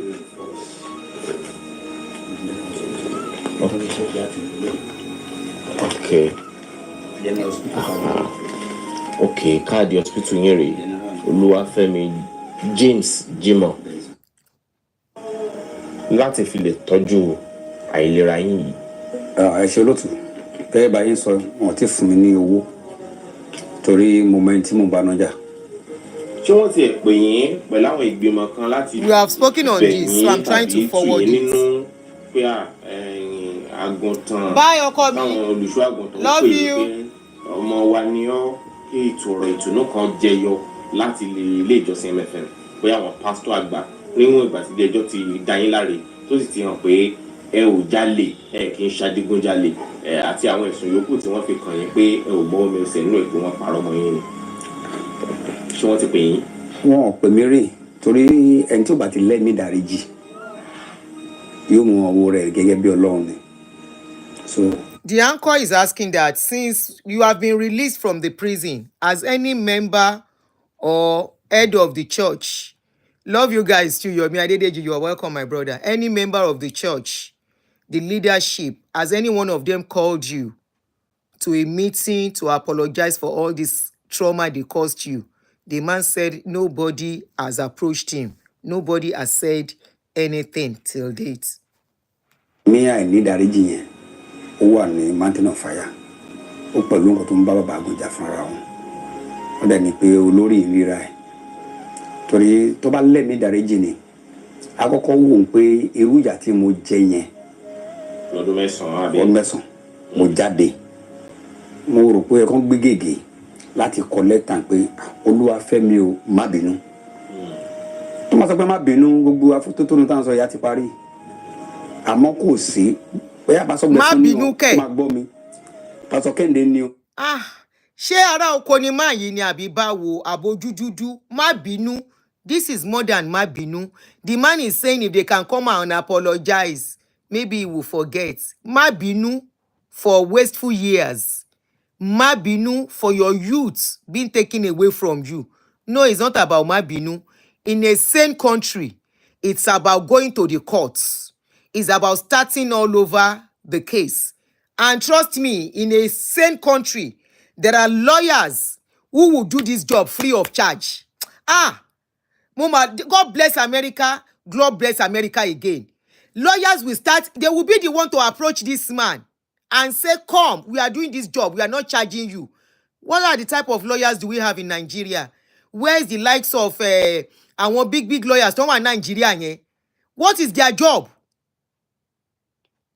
What is their job? This man does not need to pay a dime for somebody to work for him. Because what? They will make a lot of money out of this case. The lawyers themselves, all they need to sit down together with, look, we are fighting this case for you. We are making money for you on this case. This is how much we will make out of this case, 100 million. I will give you 60 million. I'm taking 40 million. This is a beautiful case. Where are the good lawyers in that country? Are they afraid? Are they into cults? Are they into fraternity? Why are they afraid to work with this guy? This is a good case. The guy has enough evidence. You can do your investigation. Why did they let him off? Why did the magistrate ask him to go? That there was no case. But he has spent 9 years. He needs to be compensated. This guy cannot, even if he says, I want to forgive. This is why I tell you, the people that gave us religion don't tell you, leave him for God. No! The lawyers will stand up. Police will stand up. Human rights will stand up. Individuals will stand up. Private investigators will stand up. Ìjẹ́dé fún gbogbo wọn. Television station houses will stand up. And they will start investigating everything. God bless America again, and again. All of them will stand up. They will investigate this case. Where are the newspaper houses? The television stations? We don't have private investigator in that country. And we say that is a country. That is why people are suffering in silence. Here, they don't need 1 naira from you. 1 cent is not needed to fight this case. And they will win it. Olukoya will pay through his nose.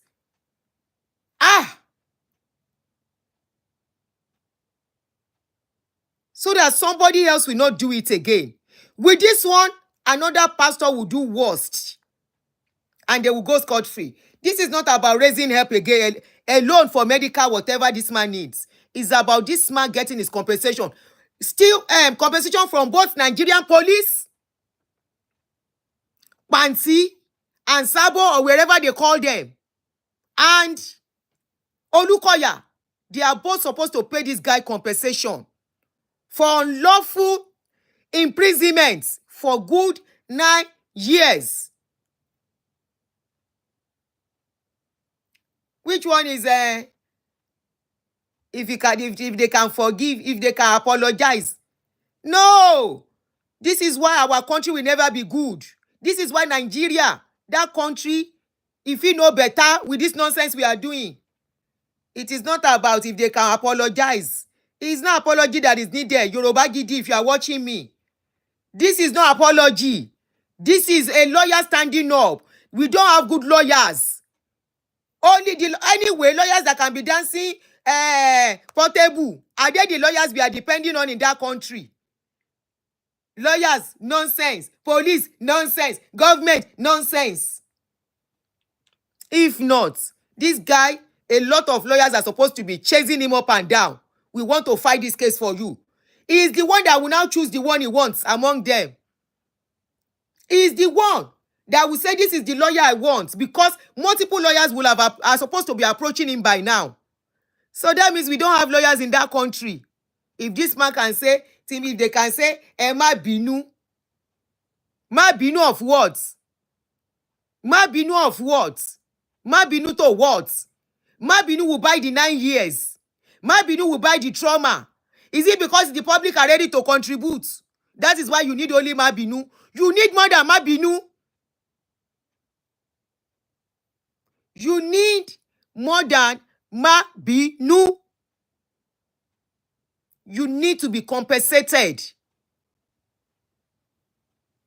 Tí o bá ń ṣe wípé fraternity àtàwòràwò nílùú yẹn. The day I told you, as long as your pastors are dealing with government, now the masses, the less privileged, now go they suffer. Take it or leave it. It now go suffer tire. In that country, maybe some of us have escaped it. Some of you that are still there clapping for them. As long as your pastors are bedfellow with our government, now go see Shege Pro Max. And I never see nothing. Today, up till today, the plane where they take carry money go, South Africa, both money and plane, we no see the feedback. Nobody was convicted. Nothing was done. They mentioned 5 of your pastor in Pandora box. Say then they launder money. Nothing was done. No investigation. And we are saying no to religious bodies meddling with politics in that country. We are saying the way rate at which we are having religion in that country is saying a lot. We never start. Some of us don't escape them. You see some of your pastors say they run command for Nigeria. They say the rate at which Nigeria is going is the reason they saw it in the dream. They now relocated. Then leave you. We just start. We just start. Even Saudi Arabia, I met their citizen. We got into discussion. They were telling me that today they have separated religion from the politics of their country. Despite how rich they are, despite being a tourist country, despite being a country that rakes in millions from Hajj, they said today they don't separate religion from their politics. They said because they see that they are backwards. And that is why you can see their girls now engaging in what normal people are doing, beauty contest and all the rest. Even though they asked that lady to deny, she's a queen. She's a beauty queen. She won beauty contest.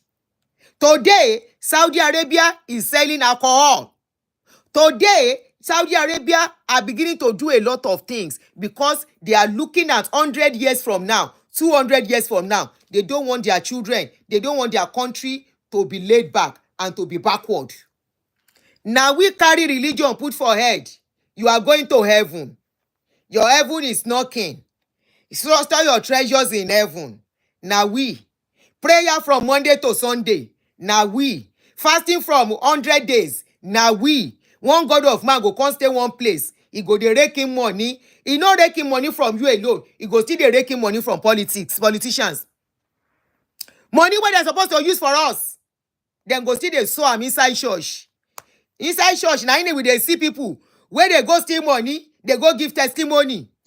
And you say we are moving forward. No, we are not moving forward. We are regressing, we are going backward. Yes. If not, our situation will not be a situation where Nigerian pastors, they are now relocating. They are by style, they are going to take papers of international country. When it has come to that, you should know there is more to what we are saying. All of them are prepared as them day. They don't get paper. Anything happen in that country, it no go tough for them to relocate. Now you and your children wey still dey there, now go suffer and pass. Pastor Akínsẹ̀lúlẹ̀ bẹ́ẹ̀ ti àti Aládéjọlá kò sí kankan nu wọn àti Pastor Jẹ́gẹ́dẹ́ gbogbo àwọn tó ń jẹ́rìí ní ṣọ́ọ̀ṣì gbogbo wọn pátá yẹn tó jẹ́ àwọn tó wá. Àwọn pásítọ̀ ìjọ MFM náà ló máa ń wá sílé ẹjọ́ àwọn ló ń wá kò sẹ́ni bọ́dì àwọn ló máa wá sáìkọ̀ wọ́n máa jẹ́rìí. Tí wọ́n bá wá jẹ́rìí yẹn, àwọn ẹ̀rí wo náà máa ń fi síwájú ilé ẹjọ́ gan? Wọ́n máa sọ fún ilé ẹjọ́ ni láti jẹ́ kó mọ̀ pé mi ò pásítọ̀ Mountain of Fire ni mí pé lóòótọ́ lè mi. With Chewy, it's easy to get the brand. Yeah.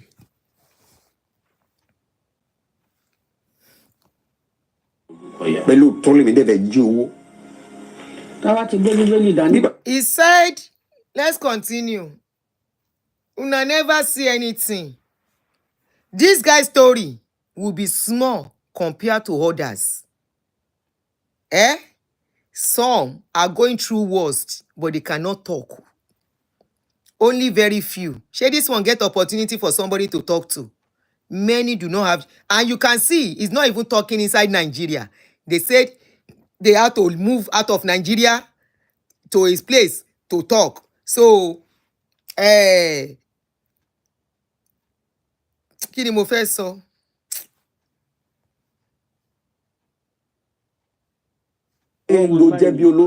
The guy just mentioned, for not speaking Yorubas, the guy said all the top pastors in MFM, they came to court and were the ones that are witnessing against him.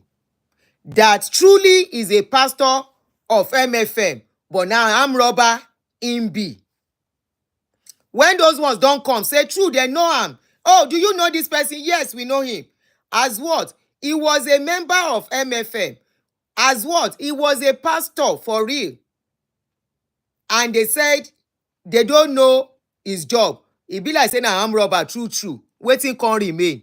No be to for them to give you firing squad. Ta ló máa ní ọgọ́rùn-ún àgùntàn tó ti jẹ́ kẹyọkan 99 tẹ́ẹ̀kan bá sọnù ó ní àfi 99 yẹn lẹ́ni. Bàbá Olúkọ̀yà ó 99 yẹn ló kó mọ́ra ó ta èmi nù ni. Tí o bá ń ṣe pé ọlá Ọlọ́run pé mo sọ wípé mi ò ní dójú tì ẹ́ bí mi. Àtọ́jú ẹ̀ torí ọjọ́ èyí. Mi ò dẹ̀ ní. Pastor Femi, you were kept alive for a day like this. You were kept alive to help some people's destiny. You were kept alive so that some people will not fall deeper into this. You are kept alive to back up what some of us have come out to say, that they say we are fighting God.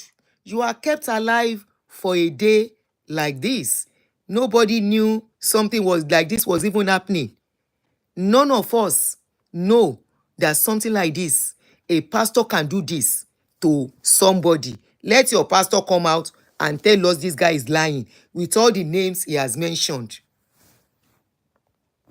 Yàrá mi, Bínísí Ọlọ́mọ, àmọ́ ní sanlọ́gbọ́n àmọ́ mo wò pé ẹ̀kọ́ tí ìyá mi fi kọ́ wa àti tí mo bá lọ́wọ́ àwọn ẹ̀gbọ́n mi òun ẹ̀gbọ́n mi ṣe dúró àti màmá gbé ọmọ àwọn ohun ṣe lè sẹ́ẹ̀. tẹ́ ẹ bá rántí tẹ́ ẹ bá lè bójú wẹ̀yìn yóò tó ìgbà mélòó tí ikú fò yín dá láàrin àsìkò tẹ́ wà nínú àfonífojì òjijì ikú. Somebody said fighting for this Pastor Femi might be difficult. He's kind of docile. He's still sounding submissive to Daddy Gio. I don't understand. I think he's one of those people. Remember, there was a time that somebody, my sister Emma Binu, that I brought on social media, and she wanted to start using my platform to preach. Where I vexed her, I said, don't preach on my platform. I'll put his account out when I'm done. My reposted. I said, don't use my platform to preach. Kì í ṣe gbogbo wa la máa free. Some are half free. Some believe say one heaven still the way then they go. And I can't fault them on that. Okay? But maybe his own is that he's not afraid. This is not being fearful. He's being committed. The mother is still going to the church. So he will tell us to disregard. This guy don't talk. I'm saying if he tell us make we disregard, he said don't. This one are correct testimony. This now my life experience. If this guy has enough protection, and you know what he needs as well, not only protection, he needs therapy and counseling. He needs somebody to really talk him to free his mind. His mind is not free. He is still caged in religion bondage. That is the problem. Ó mọ̀ pé nǹkan ṣẹlẹ̀ sóhun, but he's still under serious religion bondage that is restricting him to free his mind and really know this is all about survival and life. Outside that, nothing. Make them know anybody, no lie to anybody. Kirikiri àti ọgbà ẹ̀wọ̀n kò yé àti àgbà sáàsì àti ọgbà ọlọ́pàá sábó. Ẹ ṣé olótù. Mo rántí ìgbà tí mo wà ní sábó mo ṣe bí ọmọ mi Ayọ̀ ni. So okay, Ayokunle said there is need for debriefing to save him from the trauma. I agree. Yeah, because he still has PTSD and all that. And you know, with the bondage of I'm a Christian, I'm a worker, I'm a pastor and all that, that is still deep into that. So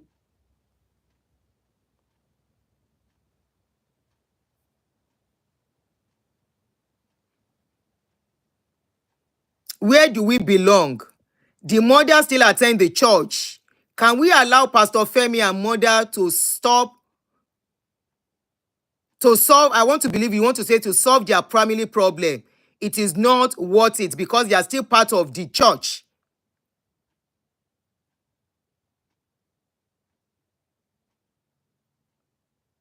Suki, no problem. Maybe next time I'm coming out. Maybe tomorrow. You can join me tomorrow.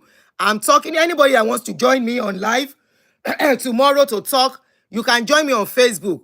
I want to talk on Pastor Samadeyemi tomorrow. I don't know. Let me just leave people to do what they want to do. I don't want to intervene in this. Okay? You know, on this page, we stand on humanity first. Humanity first, and any other thing can follow. Hello, mo wà lórí show. Mo wà lórí show. Lórí show yín yẹn náà ni ẹ jọ̀ọ́. Okay. Lórí ọ̀rọ̀ tẹ́ ń sọ ni mo fẹ́ sọ nǹkan. All right. Shall we bá wa sọ in English, please? Yeah, I will try. Okay. What I want to say about Pastor Femi or Femi is that you see, so he's still panicking. There is a lot of issue, and then with what has happened to him, it's not that. And again, if you listen to the interview of Pastor Femi and the mom, mom said she was still going to the church. Why Pastor Femi was going through all those wahala was there? Yes. Why he was there? It's not that mom now is still going there. Mom is no longer going there. She's no more going there. But then, even up to Pastor Femi was released, mom was still going there. All right. And another thing I wanted to let you understand about Pastor Femi is that he has been through a lot. Yes. So many times during the course of 9 years, God has helped him with death away. So somebody that has gone through all those trauma, and he got a bullet inside his feet. Yes. He has not removed the bullet. So all this trauma, he's so scared. He's mentioning the name of pastors that we know. The pastors that we know, he's mentioning that. He said mention Pastor brother to Pastor Shade, the wife of Dr. Lukoya. He said he was the one these people that brought the camera. You know when they did the home video at the hotel. He said he was the one that brought. He said he was the one that brought the camera. These are pastors that we all know. All of us we know that. He was mentioning them, the one that normally lead the testimony. He's mentioned their names one by one. So all they say, and you can see these people acted like the cartel. If you are used to watching all these drug lords, once you know their secrets, they are ready to buy you. Forget it. Once you know anything that they think people shouldn't know about them, they will buy you. That is it. So now, for Pastor Femi now, one thing I want to correct Pastor Femi to is that he should stop saying they don't have spirit of forgiven or they should forgive him. Pastor Femi, you did not offend there. I understand you've been through a lot, but clearly understand this, you did not offend. The only offense was that you saw CSO, which is saw what he was not supposed to see. When you went to look for the carpenter, you unknowingly to you that the carpenter is Omo Babalawo, and anybody can be Babalawo. And Babalawo kò oníṣègùn. Babalawo kì í ṣèkà, oníṣègùn. Wọ́n ti correct wa fún kinní yẹn. Oníṣègùn. Yes. Babalawo àwọn onífá wọn ṣèkà. I'm not blaming him. But the fact that they made you saw them, you and the CSO saw them, that is why they want to buy you. And I don't understand now why some people will now come on this platform. We're talking about to save others. These people, these mafias we are talking about, they have even sent many people away from God. You are not seeing that. You keep on saying God of this person. I don't serve the God of any person. I serve God that created me. Simple. I serve this God that created me, and I'm still serving Him. I don't serve them. I can see I was putting comment there. One idiot was telling me, my son will be like Femi. Amen. No insult on anybody, please. Emma insult anybody. When you call somebody, when you call on my show, don't use my call. Even if Kasope Omo Ijo, let's say a church member, that all his family members are in that church. All his family members, they were in that church. Let's say that person even stole from church. Does it warrant any pastor, not talk of any GO, to now take this guy to the police station, not only to police station, to Panti, for them to pay them? And they called his PA that, you PA, when come and say this against him. PA said, no, I can't say it. And they put all of them through those years of trauma. And you are here telling us that we should be praying for them. Pray for them. Okay, I got prayer point for them. This is my prayer point for them. As they have done to Femi, before the end of this year, Allah will share ìdájọ́ kíkorò fún wọn. Àmín. That is my own prayer point for them. If you are telling I me wish to prayer work that way. I tell them that they don't know their own right from their left. So now we are praying that Nigeria, we are doing all our best, that Nigeria should be good. So they are merging with our police, the bad police. We got good police in Nigeria, but we got a lot of bad ones. So now anytime we see anybody, people that they put on the floor and they put AK-45 in their presence, we should not say, these armed robbers indeed. Because these are the things they did to Femi. And you people are not looking at it until they do it to you. People are there, they are just commenting nonsense. They will come out now, they will come and tell us, disregard anything on social media. We're not anything. That guy already said it. My sister, Pastor Femi already said it, that he will come out and say disregard. He said this one you cannot disregard. This is my own experience. We are not going to disregard because we Let his lawyer come out and say disregard. We are not disregarding nothing. Let their members, their sheep that are under them, disregard. We, the public, that have sense, we are not disregarding. Another thing that we, the public, should be saying is that nothing, absolutely nothing should happen to Femi. And his family, yes. Any member of his family. Nothing should happen to his mother. They should not do anything because they're acting like cartel. Go and watch it on Netflix. You say they are acting or they are cartel. Now you know, say they be cartel. They're acting like drug lords. You know? You are telling us, I know that God says that me, I believe in God, but not them. From day one, I believe in God. Now they cannot send me away from God. It was because I never served them one day. One day I never served them. Any day you want to do calling show, I'm going to talk even from my shekun to all of them. What all of them, so even people need to come and apologize to all of us that he has offended. Which are shekun? She must apologize first. She did a lot to us too. Wait, my sister, which are shekun? So anytime you want to do calling show, hold on. I'm giving the platform. Which are shekun, Funke Ashekun, or which one? When she was with them too. So everybody now, they are talking about something is bad. You are all saying, when the thing now enter, when they now do it to you, you will now come out. So you are a member of, you were a member of MFM too. I know what I'm talking about, yes. So when the thing now goes through now, that is why you will now come. You will now say, hey, they have done this to you. Why do you are about them when you are doing it? Because what they did to me, I ignore it because me, I never serve human being. It is anybody that serves human being that will look at. Now I'm getting your point. No, I'm serving God, so I remain on my God. Please, can you talk, my sister? People said you should talk. People said you should talk on what you want to say. I should leave the platform for you to talk.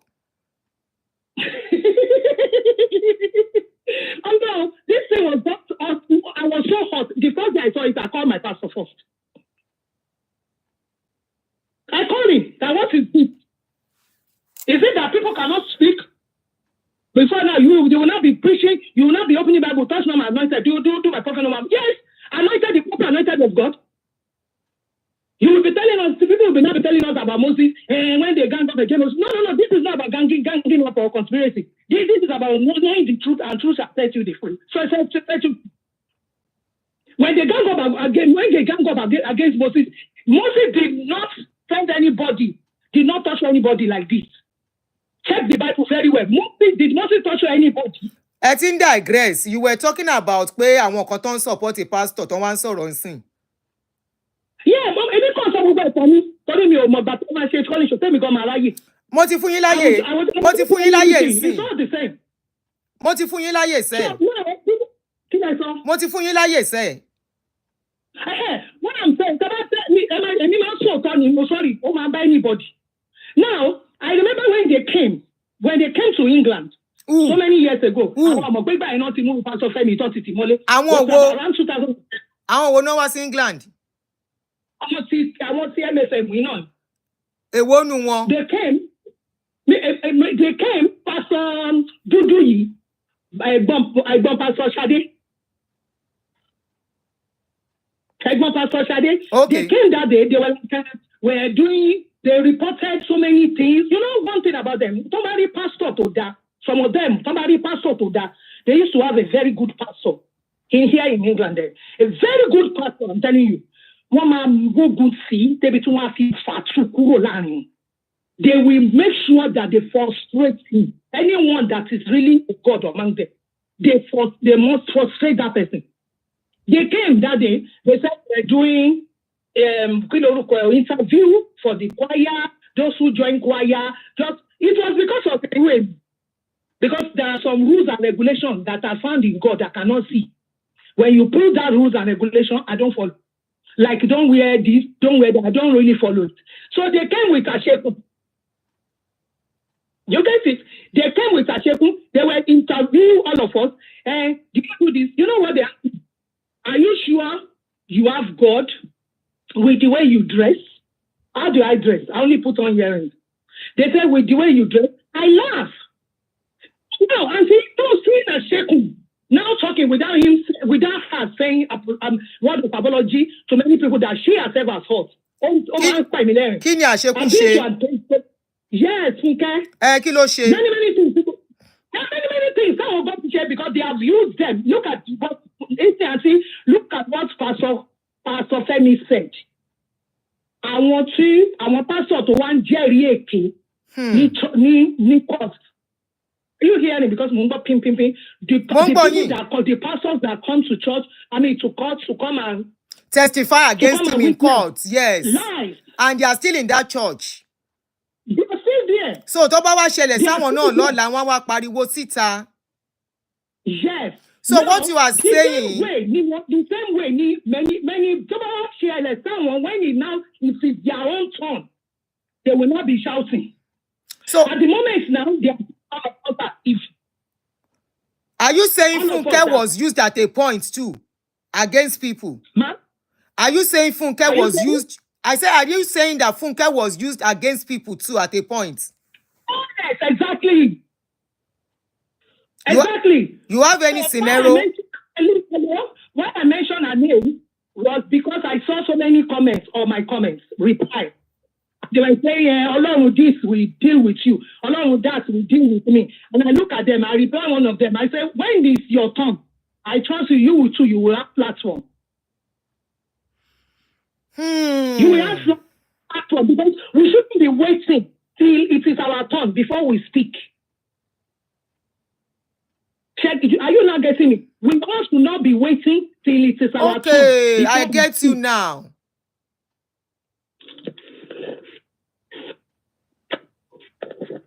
Was Funke a pastor? There? What I'm saying is, nothing should happen to this pastor. They must not kill him. He must not die. Was Funke a pastor there? I thought she was a choir member. Let me tell you the way this thing works with them. Forget about being a pastor or you being anybody. Once they use your charisma and their own click together, they will. That person, even that person is the least, they will bring you in to the carcass. That is the way it works. It's not about but unfortunately, but later on, the pastor or pastor. That is the way it works. If you see CSO, Chief Security Officer, is a pastor. Benny, also Ben. It's a pastor. Must he be a pastor? But it's a pastor. So they will just once you are into them. Once you are into them, they believe they can open up to you. Do you have a particular scenario where it's not somebody that can know the secret? That is why they want to fight him. And then you now know how many people that have been to that has been to the same thing as Kule told the people. I don't know, my sister. You know, you mentioned Funke Asheku. I'm really interested. You know, some of us are coming out. You let me know. So I came out because of my experience in Redeem. You understand? Yes. If you don't experience, there's no need coming out, right? Yes. Now Funke is out talking too. My question is: was there a time Funke was a collaborator to do bad to anybody? Yes. You have a specific kilo she. Funke was being used. Funke Asheku. When Funke wants to talk now, Funke should apologize to the member of the public first. Before talking. She should apologize also. I'm not going against what she's doing. She's doing the right thing now. But she herself, she has done this. Your own case is different. Yes, mine is different. Yes. To people before. Imagine, even from what she said she knows about some children. She knows about some virgin. What did she do then? She said she knows about some virgin. What happened to the virgin? Because I don't really watch her video past like that. That is it. What did she say about the virgin? I would not like to go back to what, because she said a lot about some virgin that some people of them are using. I was so shocked. I was so pained. I said to her, why don't you talk then. Some people say if she talks, they will fire her.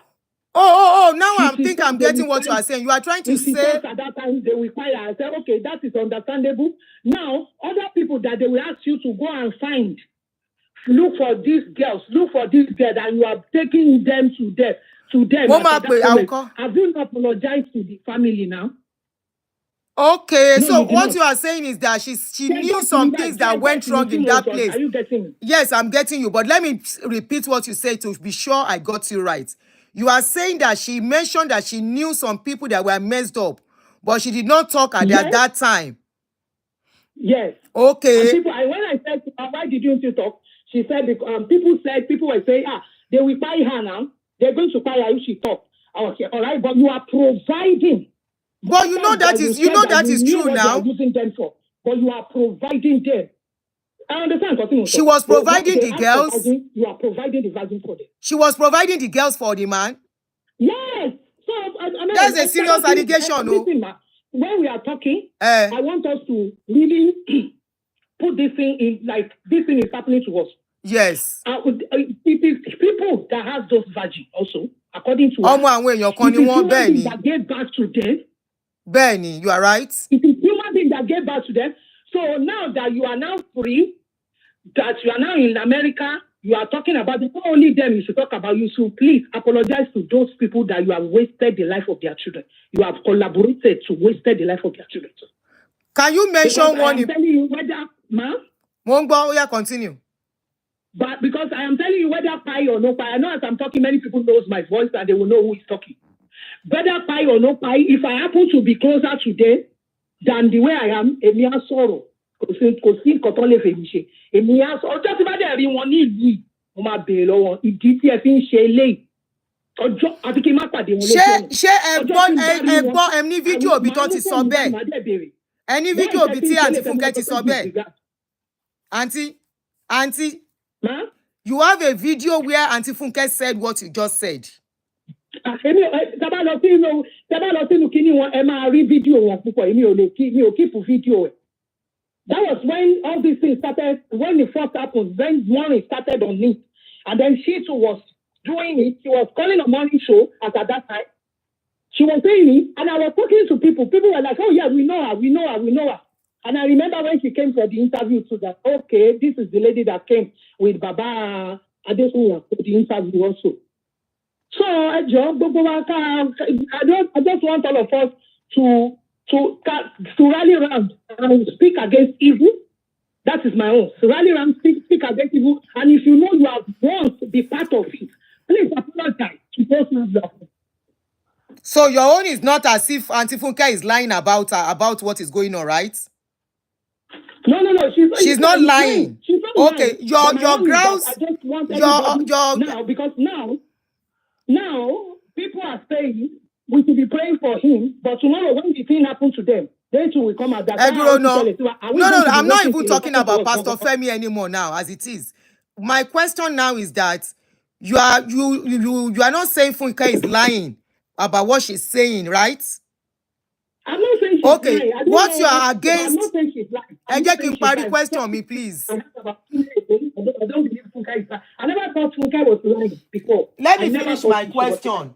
Your grounds against her is that she needed to apologize to the public. Exactly. That is the only comma you have, right? She's not lying.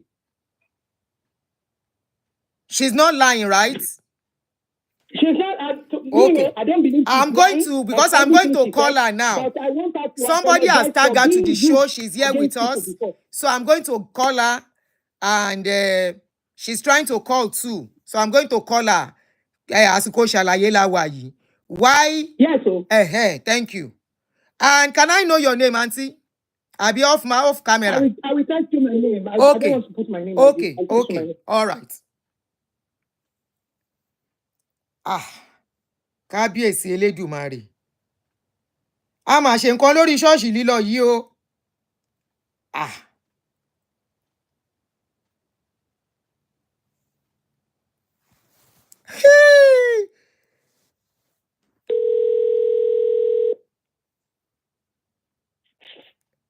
Hello, sis. Eka son, ibita jasi re o. Thank God somebody tag you to come and hear o. Where go waiting you see for you. Where you waru so what? Talking about you on your show, I should come and listen. I said, ask that woman. Me, I'm not really. Can you hold on? I can assure you that. Me, I'm not really following this or MFM wahala. Complete lie. But she said, did you hear what she said about you? All she said about me today is 100%. If I 150% lie. She said you mentioned it by yourself that you were providing virgin. Go for that's why I say ask for her name because I'm going to sue her.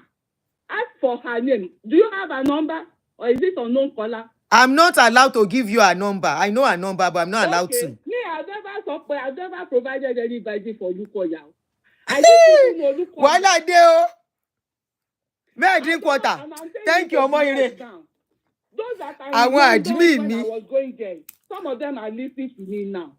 If they have found me doing anything evil, if I've done anything unscriptural, evil, throughout my coming to UK, they should not cover me. They should all come out now and tell the world.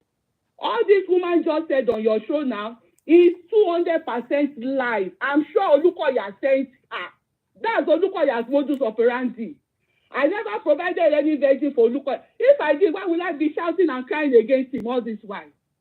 Olukoya has never used me to do any evil job. In fact, I didn't even know he was doing evil job. That's why we stayed in that church for that long. And immediately we knew we left. So at what point did you know? At what point did you know? We left in 2016. Was that when you begin to know what was going on? Let me tell you, Auntie, wait. What we knew about him before was that he was a chronic liar. And then he was doing divide and rule. And the people surrounding him, especially the top pastors, they are all people of shady characters. And that one gave my husband an eye concern. You call yourself a man of God. It's the evil ones that are getting promoted in this church. Why the good ones are being persecuted? That was all we knew about him until 2015, when he made me a leader in their single department, single fellowship. And then I became a counselor. Then those ladies started coming to me. They felt free to talk to me. It was then for the first time I knew that Olukoya was sexually and molesting girls. Youth, young girls, single mothers in his church. One of them, he was even suicidal. She came to my husband and I, we prayed with her. And that was then when we started planning our exit from that church. And at that point, we got to know that he's a very dangerous man. So it was how to live quietly. And see the way God did it, provided us with this visa to come here. So we didn't know the dark part of Olukoya until 2015. And God knows what I'm saying, telling you today is the truth. You see this woman talking now? She's a liar sent by Olukoya. Everything she has accused me of is a lie. They are all lies. I never committed any of those things. You see, Olukoya is a mafia. And I'm saying it to the whole world. You see, this is how mafia is. Why is Richard in prison? They said Richard wanted to kill Okoyemi Emmanuel. This any regime we are saying, because they found CSO with Abali. See what they robbed him in. That is who Olukoya is. Olukoya will go to any length to spoil anybody that wants to do it, to confront him or to reveal anything about him. So I'm not surprised. Let those who are in London in that choir, if they are listening to me now, let them call it or text if I've done anything bad, evil in that choir, or my husband, throughout I stay there. And I challenge them, they should not cover me. Oh. And this woman that has just talking about me now, let her mention just one virgin or one evil that I did. If not, she will receive the God judgment of God. Let her call back again. Don't just come and say Funke too was part of them. What did Funke do? Just give. I'm challenging her. Just one instance. I don't even need many. Just one. Let her come out and say it. Now, my question to you, my darling sister. At a point, you got to know that some people are being molested. Did you try to do anything to save them, to help them out of it before you left? I counseled them. I was helping them, even financially. And I do remind you, I was told that at that time that he's a mafia and he has killers working for him. So what do you want me to do? In Nigeria where there's no justice? I get you. And remember too, immediately we went to tell him that we were charging, we got our visa. You know, my son fell ill. My son almost died though. If I had no time, at the point I was carrying my son all around. This, my darling sister, I want to ask you another question. Can I ask you another question? In fact, when the day we got to US, that was the day we called 911 and took him straight to the hospital. He was in coma for 9 days. Wow. The doctor said if we had waited 1 more day, we would have died. So for almost 2 years, we were carrying my son. He dropped out of the university. He was sick unto death, if not for God. Wow. You understand? Wow. So that's my story. Let that woman challenging her. She came here, I'm sure Olukoya sent her. Can I ask you another question? Vital questions. People will know her and they will tell you who she is. Can I ask you another question, Auntie Funke? And I challenge anybody in London throughout our stages. Let them come here now and point just one. I'm not asking for too many evidences, just one of the evil Olukoya used me and or my husband or myself to do in London. Because Olukoya never used us for anything. In fact, he cannot even approach my family to do any job for it because he knows we are real Christians. And that's why he didn't make us pastors. So that we will know the rot going on in the something. He kept it away from us. He's so packaged. I want to ask you another question. Please. My next question to you is that these people that you said were being molested, were they young people or very matured people? Of course, they are adults. They are adults. Hold on, my sister, because I even got passport for her. Any suru, please. Today she's on social media. Olukoya pushed her out to be lying against me. That's Olukoya for you. Olukoya is not a Christian, he's a mafia. Olukoya is a murderer. Let him take me to court. I'm in court already. Let him bring more suits. From the things I've been hearing, Olukoya has hitmen on his payroll. And that's the truth. Femi Jimoh will have died in the hands of the police, if not for God. What was his offense? Just because he found them in an herbalist room. So I was working for Olukoya. I was part of the evil system. And I'm here shouting, telling the whole world, writing petitions so that they will rescue members. Does it make sense? Let that woman call back. Let her mention her name. I'm sure people will tell you whom she is. People in London will tell you who that woman is. She's an evil woman sent by Olukoya. And I can say that anyway. I never did any of those things she has accused me of. I'm innocent. So am I saying MFM? Any MFM church member listening to me now, they can testify. My husband and I, by the grace of God, we are Christians with integrity. And that is the truth. Another question I want to ask. You said these people are adults. Are they young adults or old adults? There are old adults that, not the ones that spoke with me. It was later, you know, when I started Moment of Truth. I started getting a lot of information. I didn't know much before I left, just the ones I've told you now. But once I started the show, because people had bottled a lot of things for long, nobody could speak out. This man would silence them. Either he puts them in prison, some have lost their lives. So when they saw that, somebody at last is speaking, that was when Mr. Mori started. You know, it was members they were giving Samori information now. Pastors inside the system, go.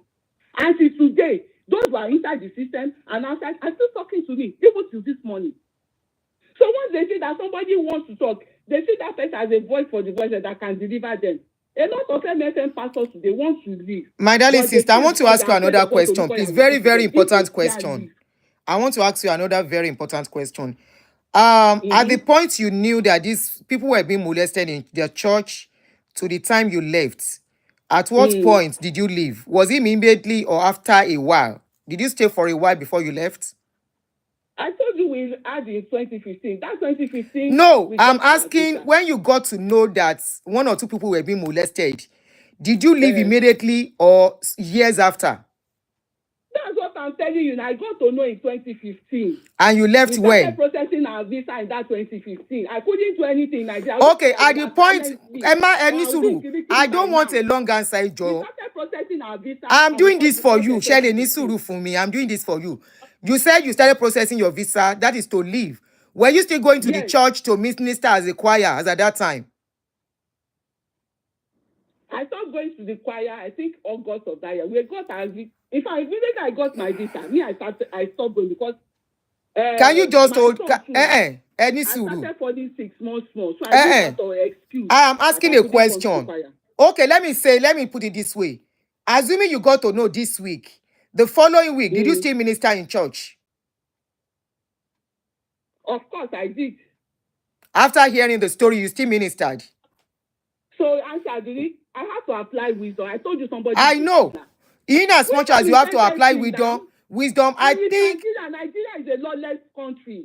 If I spoken out, or if I just stopped going, we were living in a house. Have you forgotten? He drove us out of the house we built, put us in one hut in the church. Who drove you out of the house you built? They will have silenced me. Who drove you out of your house? I wasn't following your story because me Oshara MFM. Who drove you out of your house? As I didn't think that's not going to that. Okay. In court. I have to be very I have to protect okay. Okay, so that's true. I'm telling you now, if I had spoken out at that time, Richard tried to speak out. Richard didn't even come on. Richard just confronted him on WhatsApp. Look at what is happening to Richard today. And thank God I didn't speak out as I then. If we had spoken now, Olukoya wouldn't have allowed us to leave Nigeria. It would have silenced us because you know that when we get here, we were exposing. Thank God we did not speak out. That was our saving grace. If Olukoya knew I would be doing what I am doing today, he would have killed my enemy in Nigeria. I wouldn't have let that come. This thing is deeper than we are thinking, oh. Sister Funke, ẹ máa lọ. Ṣé gbọ́? Mo ti gbọ́. Ẹ máa lọ, ìyá mi.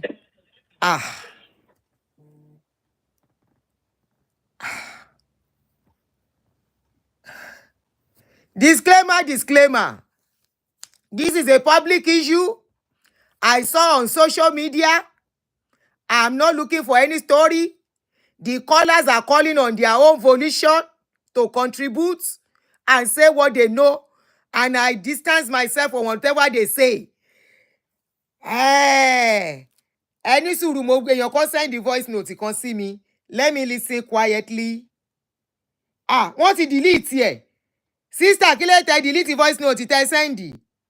Ẹ̀yin lẹ dá wọ́tọ̀wọ́tọ̀ sílẹ̀ now. Why did you delete your message? The time that she does her videos, mo máa wà níbi iṣẹ́. Mi ò dẹ̀ rántí pé kí n wò padà. I think I need to follow her story now because I wasn't really following. You know, I'm not close to her. I'm not close to Auntie Funke like that. I think when did I started? Okay, I think she got to know where I'm staying and she invited me for a party. Ibẹ̀ láti bẹ̀rẹ̀ sí ń sọ̀rọ̀. So I don't know much of this thing. Na redeem I dey go. You know, na redeem me I dey go. I don't tell my own story about redeem. I know they talk story where they come. Anybody bring their story, I say, yeah, come and use your mouth to talk wetin happen to you. No be me go talk. So I wasn't too interested per se on their story. You know. Auntie, why you delete your... Ẹ jẹ́ pé sister mi yẹn. Ẹ jẹ́ gbé kúrò speaker. Let me ask why she deleted her. Oh, okay.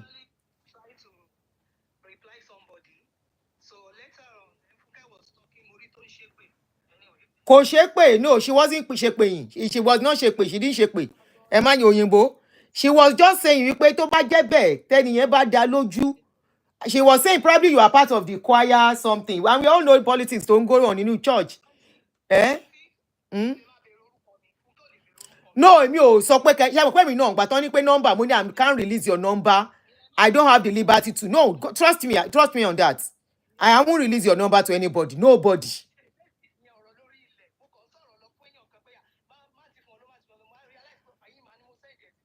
Oh, okay. All right. Okay.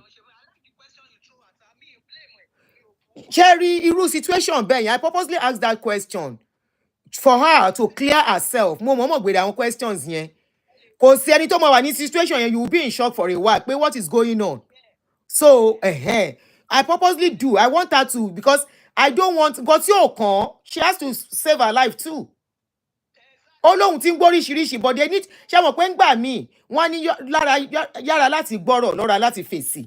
When you are hearing some things, I was tough for to believe, but no, my GO cannot be doing this. My pastor cannot be doing this.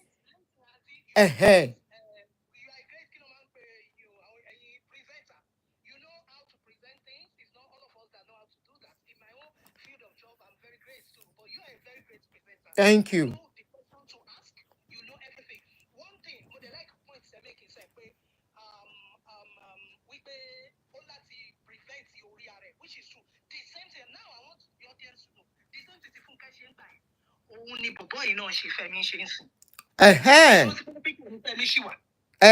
Now you are talking.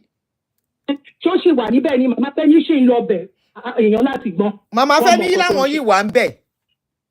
Àbí wọ́n ti kúrò yẹn láì tí kò tí ì yé wa. Ẹgbọ́n tí Fúnkẹ́ náà sọ nísìnyí pé òun ṣì ń lọ bẹ̀ gbàtẹ́ béèrè question lọ́wọ́ ẹ̀. But my own point same kan sọ fún ni wípé ó lọ bẹ̀ kó lọ bẹ̀ ó yẹ kó apologize to member of the public. No, she doesn't. My sister, on that apology, let me put it straight to you. Yes. She does not owe anybody apology. Why to she owe one? That was why I asked that question. Auntie Eni Suru. Tó máa ń ṣe fracas ni wọ́n máa ń ní gbogbo details lọ́wọ́ ó dùn mí pé àwọn ò ní details lọ́wọ́ nígbà tó ṣe Fúnkẹ́ ṣẹ̀ṣẹ̀ jáde. No. She doesn't owe them apology. You know why? Any suru. For participate, kò sí òun kọ́ ló gbóbìnrin fún. Òun kọ́ ló gbóbìnrin fún wọn. So why will she apologize? Number 2, that was why I was asking pé are they minor? Wọ́n ṣe minor. Ṣé rí èmi máa ń jàjàre ni o, mi ò fẹ́ kéèyàn jàjẹ̀bi. Ìgbà tí ọ̀rọ̀ when Sule's case came up. But what she said before, before ni ó láwọn virgin. That was what she said before. Did she say she was the one giving them to the man? She said virgin. That was what she said before. So she said virgin. But she didn't say she was the one giving them to. Ṣé òun ló ń gbé obìnrin fún ni? Tó bá tiẹ̀ jẹ́ bẹ́ẹ̀, I think ibi tí ọ̀rọ̀ pé wọ́n ń gbóbìnrin fún yàn came up was this church. Kí lorúkọ church yìí? Synagogue. Ọ̀rọ̀ Bísọ́lá. I think that was where somebody was saying that they gave virgin to a pastor. It was a synagogue, not MFM. And I asked, are these people synagogue? God bless you. It was synagogue. Lọ́rọ̀ virgin ò ṣe virgin pọ́n gbóbìnrin fún yàn. Bísọ́lá àti Tọ́pẹ́ Joshua, not MFM. And one thing, if you watch my analysis on Sule's case, when they say some ladies, I kept on asking some questions that are the ladies minor? They are not minor, they are full-grown adults. So nǹkankan làwọn náà gbọ́. Some people say they are vulnerable. I say, are they vulnerable? Are they vulnerable? At a certain age, you have the right to say yes or no, as long as the man did not force you. Tí o bá ṣe pé rape, tó bá jẹ́ pé fún rẹ, ó sweet talk ó coax ó ṣe whatever, and you purposely with your own self remove your clothes for the person. I said if you are the one that do that, as long as the man did not force you, ẹni yẹn ò ṣẹ̀ o. Mo ní ẹni yẹn ò ṣẹ̀. You can say the man is using his position as a pastor. Àwọn yẹn náà fẹ́ bá pastor bambam ni. Wọ́n fẹ́ bá pastor role ni. Now, one of the ladies that they said was in this case, that lady, I've been seeing her comment on my post that they should leave Olukoya alone for her. The man did not do her any wrong. The man is a helper. The man is a this. That is a full-grown adult. Either she's there out of fear, either she's there out of being vulnerable. There is little we can do about that. That is why I was asking that question. Are these people minor? No, they are not minor. They are not. They are adults. Now, Funke introduced them. She said she's not the one. So if there is anywhere they say they introduced somebody, it was in synagogue. Maybe that auntie is mixing it up. You know, there is these too many stories of all these pastors going up and down. He's mixing it up. I don't tire. I don't think there is much to mommy's video anymore. My darling sister that called in, we appreciate you. You shed more light, even though at least you make us to know that deeper things are going on. And we shall be expecting that more people will still come out. Either in Nigeria or abroad one day when they will have that courage and strength to speak. But of course, not everybody have that courage to speak. Now let's go back to Mama Femi's story. ọjọ́ ẹni ikú àkọ́kọ́ kọ́kọ́ fún mi dá ó gbé mi wá síta màmá àti àbúrò mi Búkì wá wọ́n wá sá mi sóòrùn mo funfun ó lé lọ jalè wọ́n ṣe mú olè yẹn èmi ni the first person tó ń gbé dìde kú nùrùn yẹn pé kán lọ pa mí wọ́n wá sọ fún olè yẹn èmi mo ń sọ life and direct mo sọ fún yín pé kú yẹn sọ pé èmi àtúnjọ lọ jalè ni sọ̀rọ̀ lè. Pastor Femi went on. He said, "Oh, they distract you. Why they want to distract us on this story? We go finish this story." Pastor Femi went on in another maybe 1 hour maximum. I should be true, or 45 minutes because Oteti Remi. Pastor Femi went on to say they arrested an armed robber and now brought that armed robber to point him as one of the accomplices that went to rob where they catch them. After they have tried all different means to nail him, they still continue to try, and they brought an armed robber to come and point to him as one of their gang member. He said that day, then for finish him again, but he still escape. So ohun àbúrò mi àti màmá ọmọ òun ìṣòlè pásọ̀ ọmọ òun ló jẹ́ kí Ọmọjúwà IPO mi. Hey, God bless Ọmọjúwà. Ikú alákọ̀ọ́kọ́ nìyẹn. He said that day, now that day you for go. He said when they were pointing to him as a robber, his mama and brother, they are always coming over and they were around on that day. He said mama and papa come begin shout, say, our pikin no be armed robber, oh. Our pikin no be armed robber, oh. He said na that day, Ọmọjúwà. Remember I mentioned this Ọmọjúwà. I said na that man, God used for him. He said na that day Ọmọjúwà come here, he can't call him, remove him among the members. Ẹ̀mí mi ti lọ ìyá mi wà ń ta àbúrò mi wà ń ta so wá dàbí ìpàtí bí wọ́n kan Jésù má gbé lébù tí Màríà ń wo ọmọ ẹ̀. Ẹlẹ́kejì ni pé wọ́n gbé mi lọ sí Tomiland Bridge àwọn ọlọ́pàá lẹ́yìn ìgbà tá a kú lọ́dọ̀ bàbá Olúkọ̀yà ẹ tó bá ń purọ́ ló máa ní òun lẹ́lẹ́rìí ilé ẹjọ́ ló fi mí lẹ̀ so lẹ́yìn ìgbà tí ilé ẹjọ́ dẹ̀ ti fi mí lẹ̀ mò ń sá síbì kan ni mo ò ní fọkànbalẹ̀ so wọ́n gbé mi lọ sí Tomiland Bridge ibi pẹ̀lú àgádágodo lọ́wọ́ pẹ̀lú lẹ́sẹ̀ mi wọ́n á gbé mi sẹ́yìn mọ́tò aago 12 la lọ lálẹ́ lóru adé Tomiland Bridge bàtà máa dé Tomiland Bridge ló di pé wọ́n gbé mi síwájú ọ̀sà ńlá pé tí ibi tí wọ́n máa pa ọ̀tá tèmi sí rè o pé tí ẹja bá ti jẹ òkú tèmi kò sẹ́ni tó máa ń gbé èmi fẹ́ tú àṣírí Olúkọ̀yà mi fẹ́ táṣírí CSO. Yes, I'm reading. If I'm reading, I won't be able to follow the story to be able to interpret. I'm concentrating more on what they are saying. I'm reading. So you can see that sometimes I will look at, if you see me doing this, I'm reading. If there is need to respond, I will respond. So I'm reading, my darling brother. Thank you for the contribution.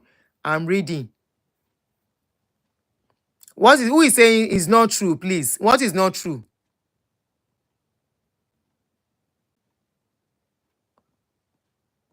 I wonder if this mama has no family. Which mama? Me or the person where they talk? You know, if I keep talking, we will stay for too long. If I keep pausing and talking or looking at comments and talking, that's a distraction. If I'm the one talking now, it's a different scenario. So I hope you understand. So the guy is talking about the second time he escaped being pie. He said after that first time, when they say make somebody say him be armed robber, where Ọmọjúwà rescue him. After that one, they still carry and go toward Mainland Bridge, which he narrated in the first video. He said that is the second attempt. He said after that, he said even when they release him for jail, instead they fear, they run helter-skelter. The second time where they won't buy him now, when they carry and go toward Mainland Bridge with handcuff on the hand and leg chain. And when they got there, they say, oh yeah, face the bridge and the sea, and they won't shoot them. You don't talk that one, and I don't interpret that one for the other video. wọ́n gbà pé àwọn àṣírí kan ń bẹ tó jẹ́ ti. ẹnìkan nú wọn ló sọ wípé iṣẹ́ tí wọ́n rán wọn náà wọ́n ń jẹ́. lára àwọn ọlọ́pàá yẹn. ìyẹn Ambrose lórúkọ ẹ̀ DPO. mo sọ fún yẹn pé àkúnyẹ bí ọmọ ni o ọmọ oṣù márùn ni o. IPO àbí DPO. IPO. Okay. Ambrose ni.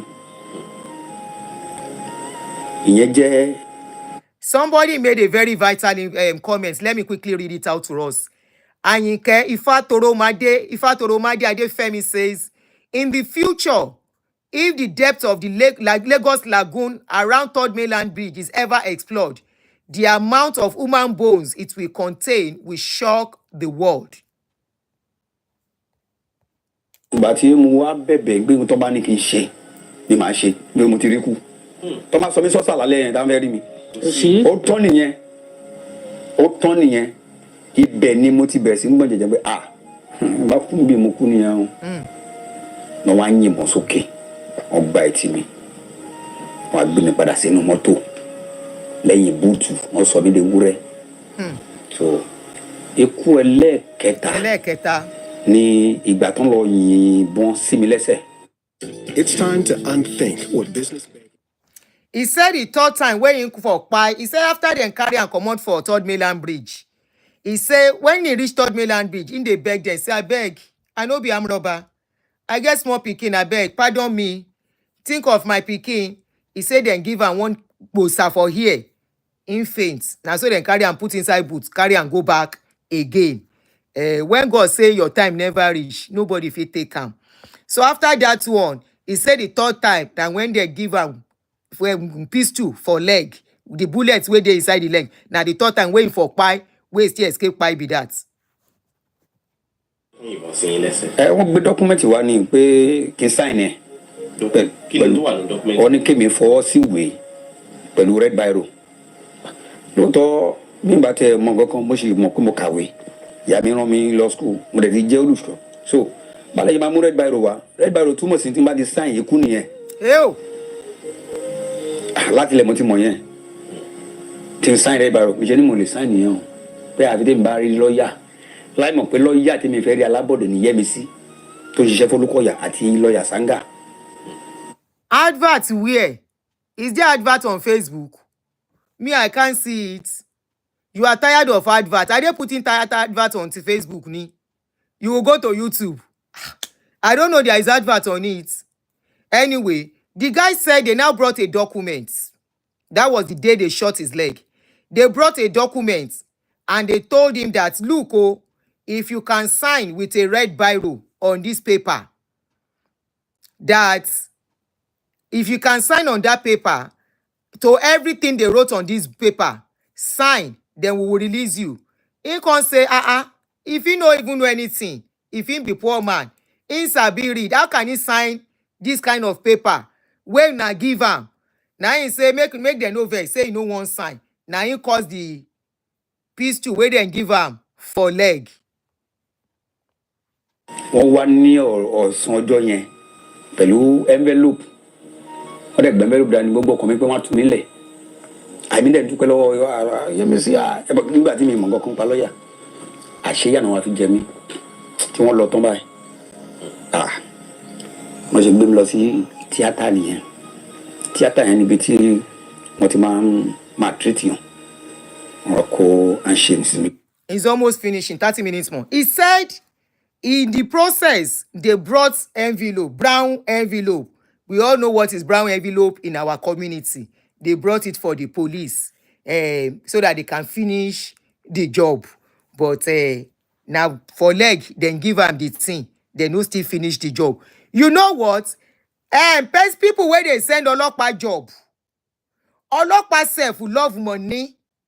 They will not do the job on time so that they can continue to collect the money. Now that one, God takes save this guy life. The more envelope they are collecting, the more story they are telling the man.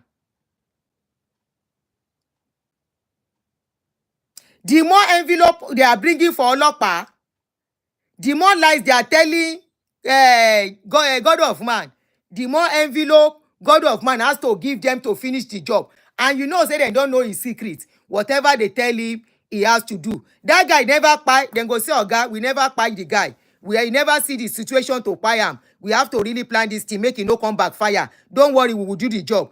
After some time, Olopa will say, Oga, settle us. That one where you pay, don't go. We need another money. They no born and well. Make it no settle Olopa. So he has to continue to settle Olopa. The longer Femi stays, the more money for Olopa. Are you getting it? Jambara fun jambata. Greedy person means greedy person. He means wicked person. Both of them come dey do business together. How business won't be? Let's continue. Okoshimilese be criminal. So on the summit di anini. Ó lágbára. Báwo mo ṣe máa ní bàbá nínú Olúwa tí ò ní dáríjì mi? Kí ni mo ṣe? Kò yé mi rárá. So gbogbo atótó ni ẹni mo ní ṣe wọ́n yẹ gbó mi lọ síbẹ̀ nìyẹn. Ìnẹ́sìn mo kàn bọ́ gbá ò lẹ́sẹ̀ mi ni. Wọ́n yìnbọn sí mi lẹ́sẹ̀. Ṣùgbọ́n ló wà ń bẹ̀. Mo kérora, mo pariwo. Kò sẹ́ni tó máa gbà mí nígbà tí mo dé yàn. So àwọn ọmọ tó wà nínú ibẹ̀ ló wá gbé mi wọlé. Ó jẹ́ ikú ẹlẹ́kẹta. Ikú ẹlẹ́kẹrin tí mo lè fún mi dá. Yes, the longer the case, the more money for them. Àmọ́ ìgbà tí a máa dé tọ́jú san owó gbélé wa. Somebody on YouTube said, Ellen of Troy, don't wait until you become a victim before you stand for the truth. We are shouting now, oh, hope they will hear. Ellen, thank you for that. We are shouting, don't wait until you are a victim. You see any sign, run for your life. Ẹ̀gbọ́n mi tó jẹ́ jìnnà ó ti san owó bẹ́ẹ̀lì ó ti san owó bẹ́ẹ̀lì. Police station ni mo ń sọ yìí ò ní Sábó. Àti ẹ̀ tí ọ̀tá mi ò tí mo bẹ̀yà máa wọnú ẹ̀wọ̀n. Bàbá sáré dé jọ̀nà pé àdè san owó àdè san almost 300,000 owó bẹ́ẹ̀lì. 150 alákọ̀ọ́kọ́ a san 120 àti wọ́n san around 70,000. So gbàtà yà san owó yẹn wọ́n dà lọ. The next thing ọkàn ní kí ẹbí mi torí èyí tí máa fi rí màmá nígbà tó lọ yìnbọn sí mi lẹ́sẹ̀ yẹn ní ọjọ́ tí mo rí màmá gbẹ̀yìn. So wọ́n ní à ń lọ sí SARS. ǹjẹ́ òkè bá ṣe dé wọ́n ní ó rẹ̀ gan-an kásáré la ra oògùn ara mílíkì à ń tu sí lẹ́nu. tó mi lè sọ̀rọ̀ mọ́. wọ́n mú fún torí kò lè sọ̀rọ̀ mọ́. kó tó di pé wọ́n yìnbọn àbí lẹ́yìn ìgbà tó yìnbọn. wọ́n ti yìnbọn fún mi. ó sàn sunkún ní kó sọ mi máa kú ní báyìí ara mílíkì á lọ ra oògùn ní kẹ́míìsì. èmi ò tẹ wá rántí nígbà tó ń ra mílíkì fún mi tán táwọn lọ tán ikú ẹlẹ́ẹ̀kẹrin ni tó fún mi dání wọ́n wá gbé mi lọ sínú tọ́ṣọ́ rúùmù wọn pé ṣèbí ìyá mi àti àbúrò mi ti ra mílíkì fún mi sí mo ti mú ọkàn mi ti balẹ̀. So ní ọlọ́pàá tó wà pẹ̀lú mi ní ẹ̀mí tó wà pẹ̀lú mi ni ló bá ní kí n wá pé ṣé mo mọ mílíkì mo mú níbẹ̀ ni. Somebody said that GO, the papa na police officer.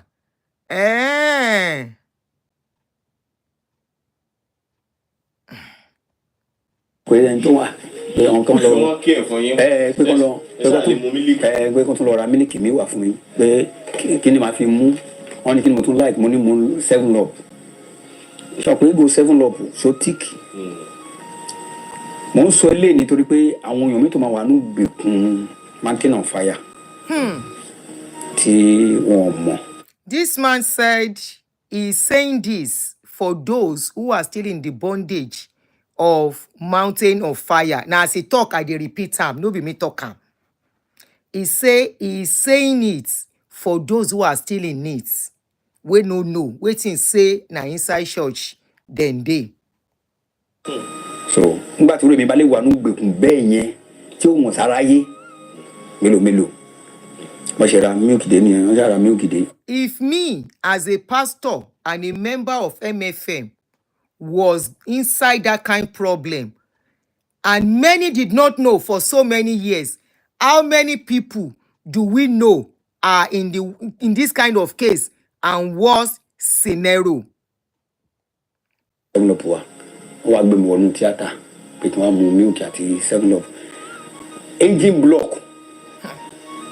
block tó wà ń bẹ́ẹ̀ wọ́n wá ní gbé ọwọ́ mi lé. Engine block tó ń yọ engine mọ́tò wọ́n yọ kalẹ̀ irin ẹ̀ tó ṣe tó yẹn mo gbé ọwọ́ lé wọ́n dẹ̀ fọ́ 7up yẹn Alhaji Saudi wọ́n dẹ̀ fọ́ mọ́ ọwọ́ mi. Alhaji Saudi lórúkọ ẹni tó ṣe bẹ́ẹ̀ ni DP yẹn wọ́n dẹ̀ fọ́ mọ́ ọwọ́ mi ga tó yìí. bọ́ọ̀ mi ò bá ṣe paralyze ni. His father, they say his father was a police officer. Somebody mentioned it on YouTube now. So that was where they used bottle with engine. His hand was on a engine, motor engine.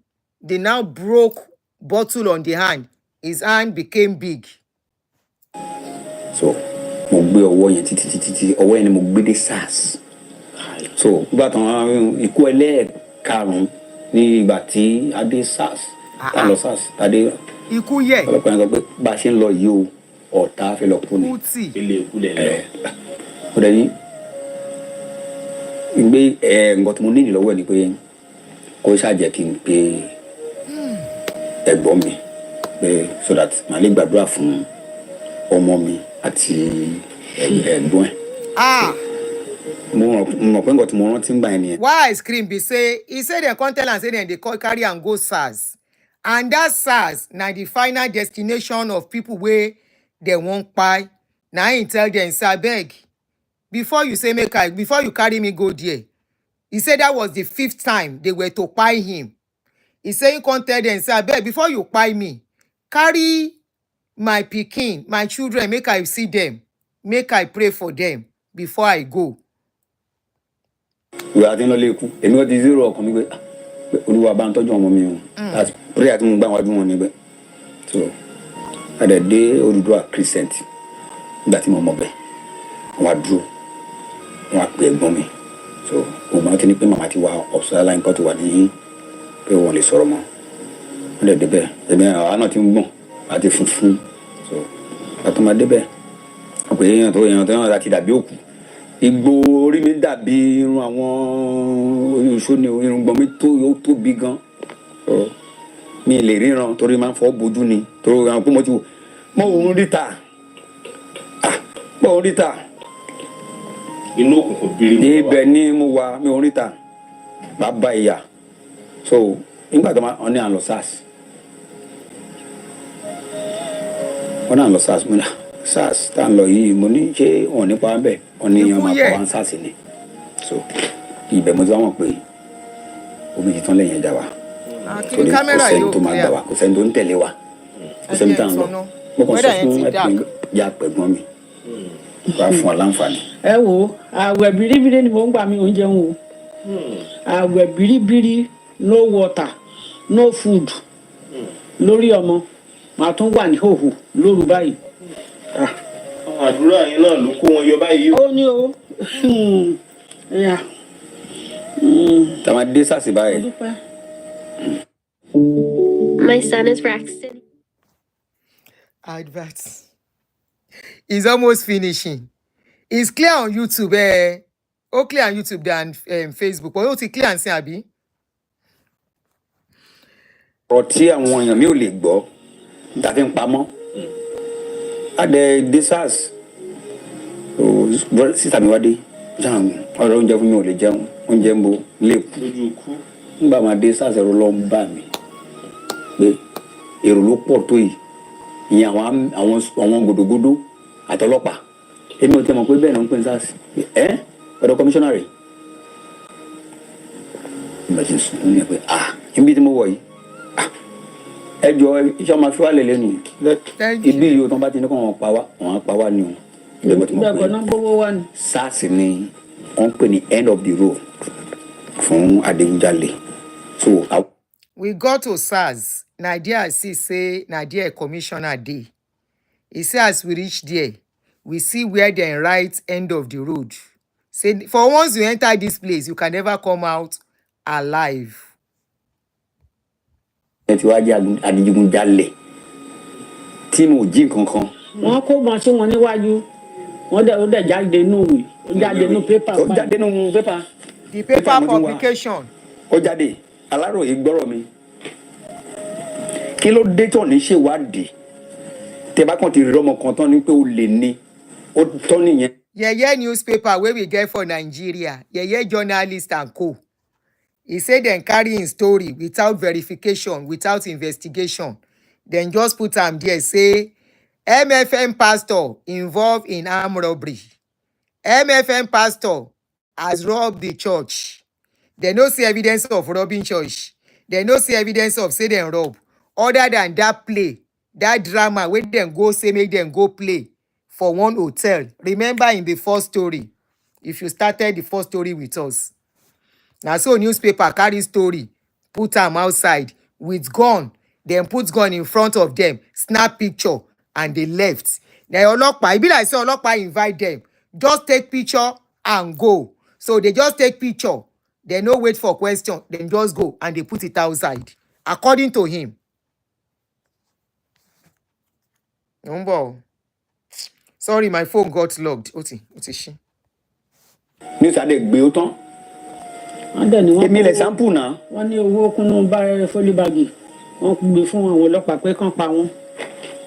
àdẹ̀dẹ̀ SARS wọ́n dẹ̀ náà ti gbowó ambrose yẹn ló máa ń ṣe gàrí tí gbowó fáwọn ṣe bíbí náà mọ̀ ọ́n gbà tí mo dọ́dọ̀ Olúkọ̀yà tó ní ó wà nù judgement mi bàbá ẹjọ́ mo dẹ̀ dì wọ́n mú gẹ́gẹ́ bí bàbá mi nínú Olúwa èmi ò mọ̀ pé abiyamọ lè dájú kó dẹ̀ dájú ni. ṣóun ló bí ẹni tó bá tẹ ro ọjọ́ kan wá tẹ ro ọjọ́ kan pé mo bẹ̀rẹ̀ ẹjọ́ pẹ̀lú ẹ tó bá mọ̀ mi wá tẹ wò ó gbé ìjọ tó ti mà sí rí ẹ. nǹkan tó náà ṣe kó ń jọ mi.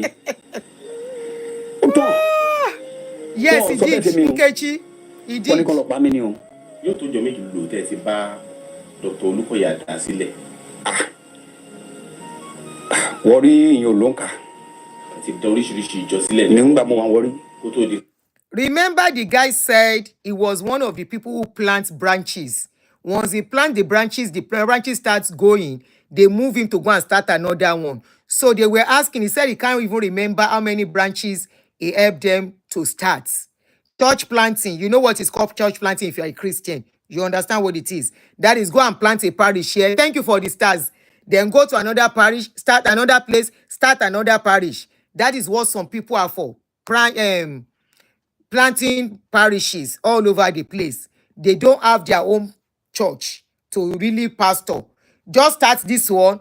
Once they know you are very good in it, you will do it for me for like three months. Gather people. Once you gather people, they bring in a pastor that will take over. Then you move to go and start another one. Some people, that is their job. In all these one-man-owned churches, that is the job they do.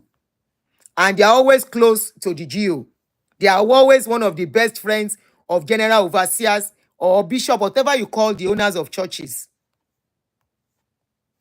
mo tún wá wà nìbàdàn mo kú nìbàdàn mo wá sí Ọ̀jọ́ Festac Town satellite èmi àti Greg làwọn bẹ́ẹ̀ gbogbo Greg yẹn wà lóyìnbó báyìí so mo kú nbẹ mo lọ sí Lekki self-imposed slavery mo lọ sí Abidjan yẹn mo dá yẹn lẹ̀ mo dá mi lẹ̀ bẹ́ẹ̀. ẹ ti wúlò fún wọn rẹpẹtẹ sẹ́yìn nìyẹn. mo wúlò kó dẹ̀ wá sọ pé àmì wúlò mọ́ at least máa lọ Pásítọ̀ Fẹ́mi ó máa fi ìjọ ẹlẹ́ ẹ bá sọ. abẹ́yìn náà láwọn àṣírí kan lọ́wọ́ ń gbà yẹn ni. kò sáṣírí tí mo ní ju ọ̀rọ̀ pé kìíní ẹ mọ̀ tá a bá ní ká máa tútù dá sísí dálẹ̀ kòkò nǹkan bàjẹ́. Pastor Femi help us to túṣu désàlẹ̀ kòkò. The anchor is asking him, the anchor of this thing, presenter or whatever, he said, is it that there is more to this case? He said there is more, but make we leave him as he dey. If I dig deeper, he said things will spoil. What else? Somebody has spoiled your life. What are you hiding again? What are you covering up? He said, make we just leave him to my own experience. He said, if I dig deeper and talk wetin dey, you go fear, you go shake, the world go shake. Shey this one we dey hear, we dey shake. He say we never shake. We go shake it past this one. And I don't know why you don't want to talk am. àwọn bá àṣírí ilé ìtẹ̀ ti rí tẹ̀ sí ti sọ ń gbangba yẹn. Àwọn tó pè ní olórí wa tó pè ní adarí ìjọ wọ́n máa ní láti kíyèsára torí òkè tán wà yẹn wọ́n ń wò ní táwọn ará ilé ń wò ń pa wọn yẹn òun kọ́ náà jẹ́ o. He went further. He said there are deeper secrets. If you open now, he said things go spoil. He said, you see all these people where we they call head of church. He said what people call them to be is not who they are. They are different people. Share some people don't they talk and say in the middle of the night, nine then they waka their waka. Then go waka their waka in the middle of the night. Go, some of them and them go drive by themselves when nobody there with their security aid, their chief security officer. Then go do waiting they won't do. And in the morning, then go tell you say they were praying for you all night. Eh? Then go say they don't anoint the chair where you want to sit down on top. Then go tell you say they don't bring granite oil for you to touch your head and your picking head. No wonder that yellow me damo. Òǹkọ́nà jẹ́ tírò mi bá lè ní sùúrù láti ìgbà tí mo ti jáde 2016 tí mo jáde tá tún kọ lẹ́tà pé kán fún wa lówó wa tó kọ́ tá tún lọ sí National Industrial Court tó tún dá mi láre ó yẹ kó jíṣẹ́ Ọlọ́run lè wò ó pé ọmọdé yìí ó dá wá rí mi bàbá Olúkọ̀yà wọn ránṣẹ́ sí mi rí wọn pè mí rí láti tọrọ àforíjì débi pé wọ́n máa ní kí n gbà wọ́n náírà ló kéré bí jù báyìí wọn ò gbà lọ́wọ́ wọn rí. Bí ẹ̀tọ́ yín lábẹ́ òfin wọn ò fún mi. Ìdájọ́ ilé ẹjọ́ ti sọ. Ilé ẹjọ́ ọ̀hún wò wọ́n pé àwọn ga ju adájọ́ lọ ni wọ́n ga ju òfin lọ ìdán ṣe nìyẹn. Oníṣẹ́ tó ń bá lọ sí kóòtù ó ní ìtìjú ni. Màmá ò gbàgbé ọ̀rọ̀. Ó ní ìtìjú ni. Lọ́ọ̀yà tí mo gbà nígbà tí mo ti rí àwọn lọ́ọ̀yà tí wọ́n rán wá láti mátínà fẹ́yà tó ń gbowó lọ́wọ́ mi àwọn mẹ́mbà mi tó ṣe mọ̀ mí díẹ̀díẹ̀ tó jẹ́ aláàánú ẹlẹ́yin náà wọ́n fún mi lówó mo dẹ̀ gba lọ́ọ̀yà a dẹ̀ kó 980,000 lẹ̀ lọ́ọ̀yà. Somebody said the man doesn't want to expose a lot, perhaps because it might indict him as well, maybe.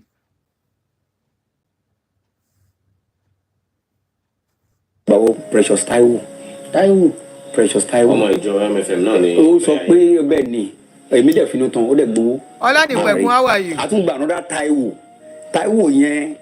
Sọmọ MFM náà yàrá. Ìyẹn sọmọ MFM. Mùsùlùmí òdodo tún nìyẹn. Àjọ ń gbé àdúgbò kan. Àjọ ń gbé ní. Tó bá ní ọmọ mi ajáde ní ìdajì èmi pẹ̀lú ẹ̀gbọ́n ilé a máa kó 50,000 a máa lọ kó fún lọ́ọ̀yà. A máa lọ kó fún lọ́ọ̀yà. Tá a bá dé kóòtù àìkóòtù a ní wọn àní kò sówó epo máa fún ní 10,000 tó máa fi ra epo. Wọ́n ṣe ń fún lẹ́bí àjọmẹ́ntì nìyẹn. Ó dẹ̀ tún gbàbọ̀dé. Ìyẹn láàrin ọdún 2000 bàbá ṣe mú yẹ. 80 wọ 2010. 2010.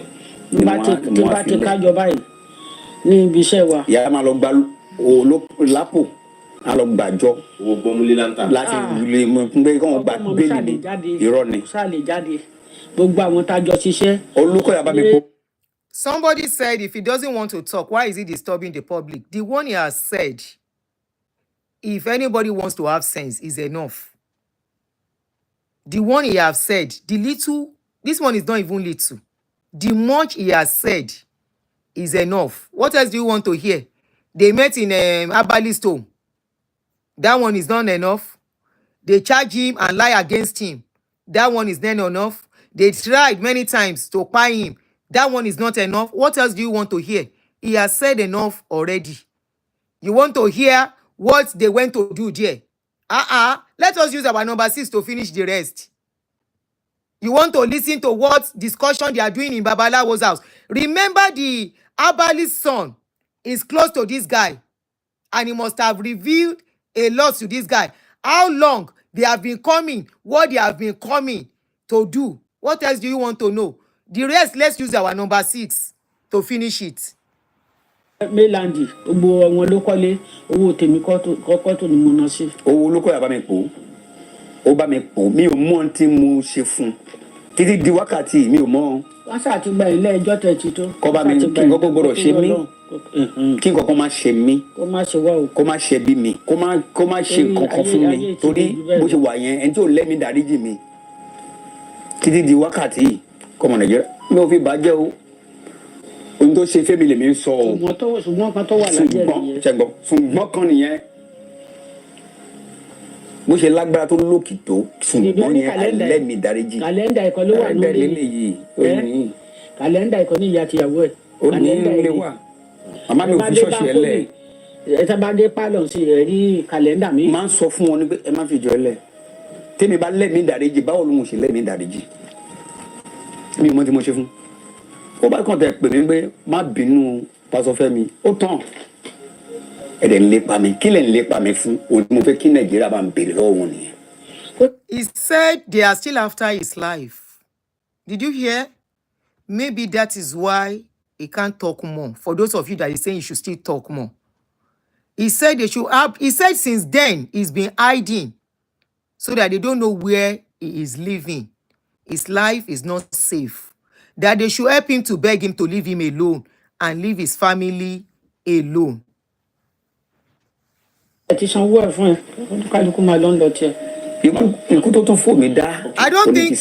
don't think they are going there again. The mother just said, maybe the mother was going as at when the guy was in prison, so that to be close to him, she can have access to see him. Maybe. I'm just saying maybe.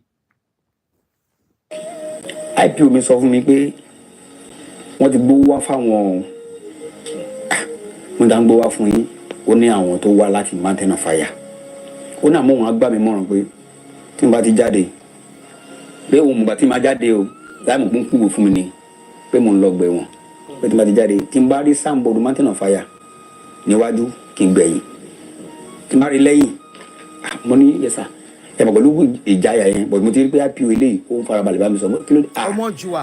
ó ní wọ́n ti gbowó ẹ̀mí mi wá láti waste mi mo ní ẹ̀dẹ̀ máa waste mi ó ní ìdí tóun ní fi waste ọ̀tá mi ni ó ní mò ń sọ fún yín sà ó ní pé tó bá ti di alẹ́ tó máa pe orúkọ wọ́n máa pe orúkọ mi kí n má dáhùn inú kú. nínú sẹ́ẹ̀lì yẹn o. nínú sẹ́ẹ̀lì yẹn o kò ń ṣe kirikiri mo sọ fún yín o ní SARS ibi tá a máa wà kò jù báyìí lọ àwa tá a máa wà ń bẹ̀ alẹ́ ní 100 àlejòkó a máa nọ̀rọ̀ ni so kò sí rúfù ń bẹ̀ o tójú bá ń rọ̀ orí wa ni tó bá tún dọ̀sán tó ń bá ń ràn orí wa ni inú bẹ̀ ni ló di alẹ́ lẹ́yìn ọjọ́ kẹta tó di alẹ́ náà wá pé orúkọ Olúwafẹ́mi nìyẹn. He said Omojua is his IPO. He said he collected the money, but advised him that if he's able to escape this wahala, if he see anything called MFM, he should run away from. Omojua is a wicked person. Yeah, somebody can be wicked. If God, your head, they with you, that person feel do you good. I believe in that. If it is not your time, and if that suffer is not meant for you, that person will they wicked at your own time if you do good. So maybe look at it that way, because he actually mentioned his name and said IPO Omojua. Èmi àti ẹni tó jẹjọ mú tó jẹ́ alágbálẹ́gbẹ̀ẹ́ mi Amẹ́ta ọsùn ṣe ní sinmi lọ́wọ́ báyìí òun á wà lọ́wọ́ òsì mi wọ́n á so erin sẹ́sẹ̀ mi ìyẹn náà wọ́n máa so orin ẹ̀ sí so tí ìgbẹ́ bá ń gbọ́n mi tóun ò ní yàgbẹ́ àtòun tí ò tọ̀ wọ́n máa tẹ̀lé mi tipátipá lọ bí tí mò ń lọ tóun bá ń kùn mí tí mò ń sùn lórí ibi tí mo jókòó sí ni o ilẹ̀ ńlẹ̀ máa jókòó sí o tó bá lòun fẹ́ tọ̀ ó máa di ó ní láti fà mí pẹ̀lú orin yẹn tí máa wọ́n ṣe wá pè wá lóru nìyẹn.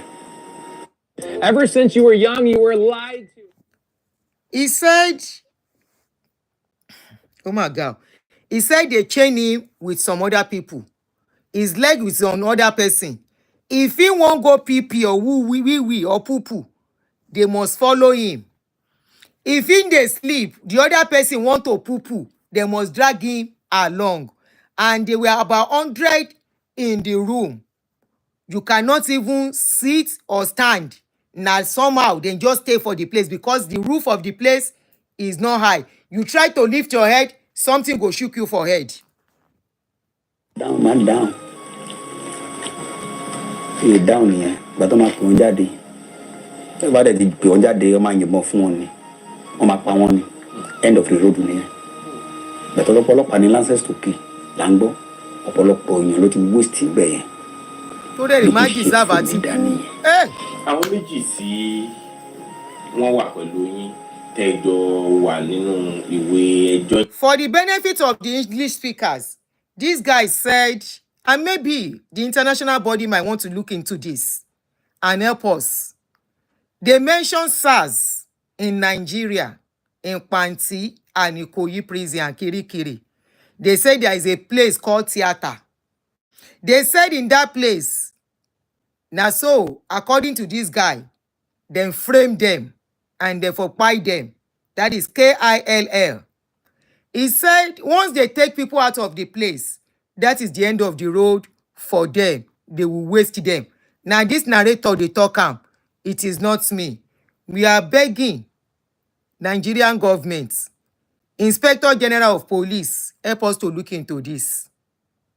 We are begging the international body. Maybe they will have carried somebody when no steal, then go say it's steal. Carry him because somebody gets money and lock him up. It can be somebody close to us tomorrow. Help us look into this. You as a person wey get power today, tomorrow if it be your pikin, we go enter this kind wahala. You fit say e no concern you because you get money today. Remember, today is for you, tomorrow is not for you. Hear what this man is saying. His experience in Kirikiri and SARS office, all because he went to church. Ẹ̀rín àìlérò àti kílẹ̀ bọ̀lọ̀ntẹ́lẹ̀. Ṣé wọ́n ti kú ni? Ẹ̀rín òkú àmọ́ ẹ mọ̀ rabọ̀. Ó wà lára yẹn torí bàbá mi ń gbà yẹn ni. Àmọ́ nígbà tó jáde. Báwo ló ṣe kan bàbá yín? Mọ̀ pé bàbá òun lọ ra petrol ni. Petrol ló lọ ra. Ló náà ṣe kòńgẹ́ àgbákò. Ló di pé parọ́ mọ́ Pastor Fẹ́mi torí ẹ tó jẹ́ IPO yẹn jọ Mondo wọ́n Mondo lòun náà àwọn bá lè parọ́ mọ́ Pastor Fẹ́mi pé àwọn afiẹ́lẹ̀ yẹn dẹ̀ ń gbọ́ pé ẹni tó ń wá wò pé kó ń parọ́ mọ́ Pastor Fẹ́mi irọ́ Pastor Fẹ́mi eléyìí òun lè parọ́ mọ́ ó tán. Na check here, go check Pastor Femi for prison. As he dey go somewhere, check am. Na him dey hold am together. Say you are not going home. You have to lie against. Say na both of una go steal. You have to lie against am. Say you know am. Say na armed robber. Na so that one enter trouble. Ní ṣìrìn. Mo ṣe mo síbẹ̀ nìyẹn. Kílẹ̀ bọ́lọ́ntẹ́lẹ̀ ń tiẹ̀ òun àti CSO torí CSO méjì náà ní. Ìyẹn ní òye àwọn èèyàn. CSO prayer city wà. Gbàdàmọ́sí ni èyí tí mo rí ní ológun. Baba Olukoya, according to this man, has 2 CSO. One CSO is for Prayer City. The other one is for Yaba. He said the one where you see for the herbalist place, na Gbadamosi be the name. Gbadamosi, CSO Gbadamosi, na him see for herbalist place. Oh yeah, make it a year ago. English speakers. Now give me this job where I dey do, making I dey here. Now because of you, I do this wahala. If na Yoruba, we don't finish. It's because of you. I want this thing, a lot of English speakers to know what is going on. Èyí tó wà ní prayer city yẹn à ń pè ní Agboola orúkọ ẹ̀ náà ni. Ìyẹn ni wọ́n gbé wá tí Pastor Gbẹ̀san ló ní kó yẹn wá parọ́ mọ́yàn. Ìyẹn dẹ̀ sọ fún Pastor Gbẹ̀san pé òun lè parọ́ mọ́yàn. Ìyẹn ni ti ìyẹn kejì. Ìyẹn kílẹ̀bù yẹn. Kílẹ̀bù yẹn ṣoṣo nǹkan ni pé PA yẹn ni. Ó ní ló máa ń amúgbálẹ̀gbẹ́ ti tèmi. Ó ṣe Ògbómọ̀ṣọ́ tí wọ́n transfer yín. Irọ́ òun ló ń ṣe traffic usher. Amúgbálẹ̀gbẹ́ tí ọmọ kápẹ́ńtà ni ọmọ babaláwo tó wá ń ṣiṣẹ́ ní chọ́ọ̀chì. Ó ní Àmọ̀ó. Ebi tí ẹ̀ sí Oríyọmí Àmọ̀ó ló ń jẹ́. Ó ní ọmọ babaláwo tá a lọ bẹ̀ wò pé kó wá bá yín kan chọ́ọ̀chì kọ̀ọ̀kan chọ́ọ̀chì ẹ wá lọ bẹ̀ wò nílé a lọ bẹ̀ wò nílé níbẹ̀ lẹ ti ṣe kò ń gẹ́ láti rí CSO Gbàdámọ́sí bẹ́ẹ̀ ni. àṣírí pé ó wá sílé aláwo yẹn wọ́n kà mọ́ bẹ́ẹ̀ àti iṣẹ́ tó wá ṣe the work wey come do. kí ẹ má bàa tó àṣírí. olùwọ́nù wàhálà tí mo bọ́ nù. Are you guys not following story tí ó ṣí tù? If you are not following, please go and watch the first part. Then you can understand. The story started from there. Or you go to Yoruba Gidi TV. If you are Yoruba, go to Yoruba Gidi TV. You will understand it better. I am doing this for English speakers. Okay? Go and watch it there from the beginning. Wetin take am to Abali's place. He don't explain wetin take am there. Pé bàbá fẹ́ ṣe dáadáa téèyàn fi ẹjọ́ sùn pé lábàájá fẹ́ ṣe nǹkan gẹ́gẹ́ bí ẹni ẹ̀mí tó lu ẹran ara torí mi mú ẹran ara ló gbé bàbá wọ̀. Imagine this man sef still dey under bondage. He dey make excuse for their GO. He say na flesh dey affect am, it's not in the spirit.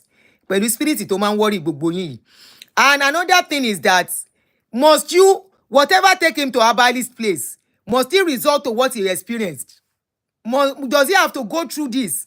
Even if he decides to go to Abali's place for anything, ṣó yẹ kó jẹ́ ìyà lórí ẹ̀ just because they jam. Anyway, hear this man talking. He say, ẹran ara ló gbé bàbá wọ̀. Bàbá was operating in the flesh. Man, you gonna need to wake up. Pé ó gbọ́ tá lákọ̀ọ́kọ́ títí di èní ò tí gbọ́ tèmi àfìgbà tá délé ẹjọ́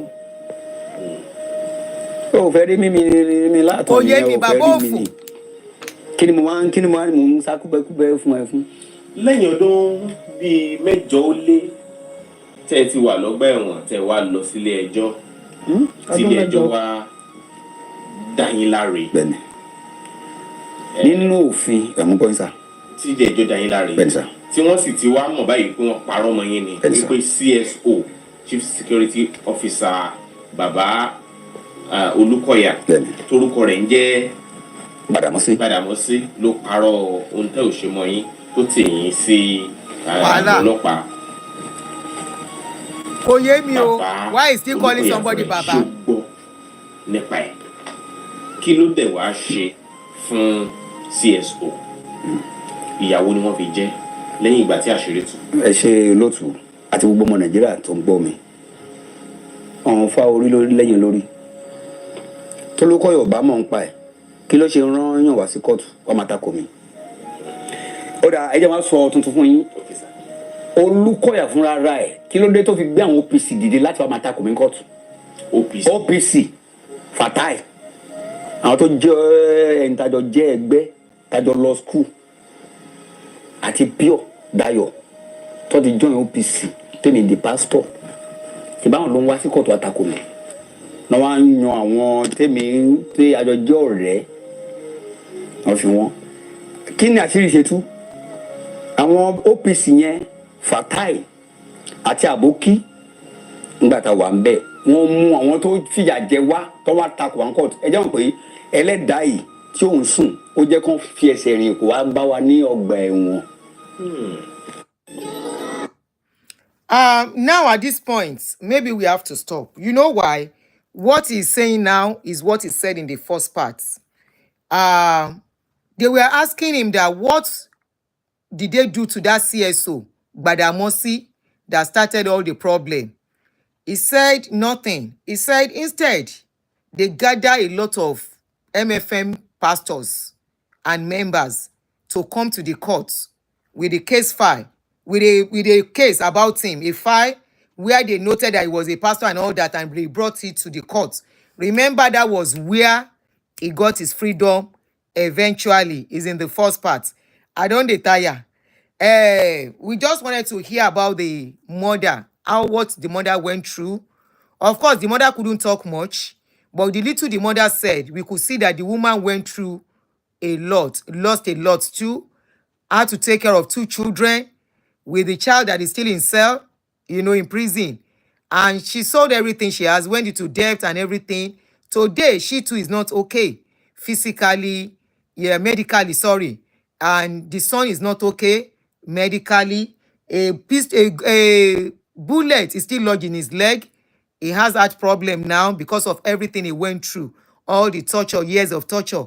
This guy was able to back up his stories with names of people that are still alive in Nigerian police force, in MFM, including the general overseer of the church.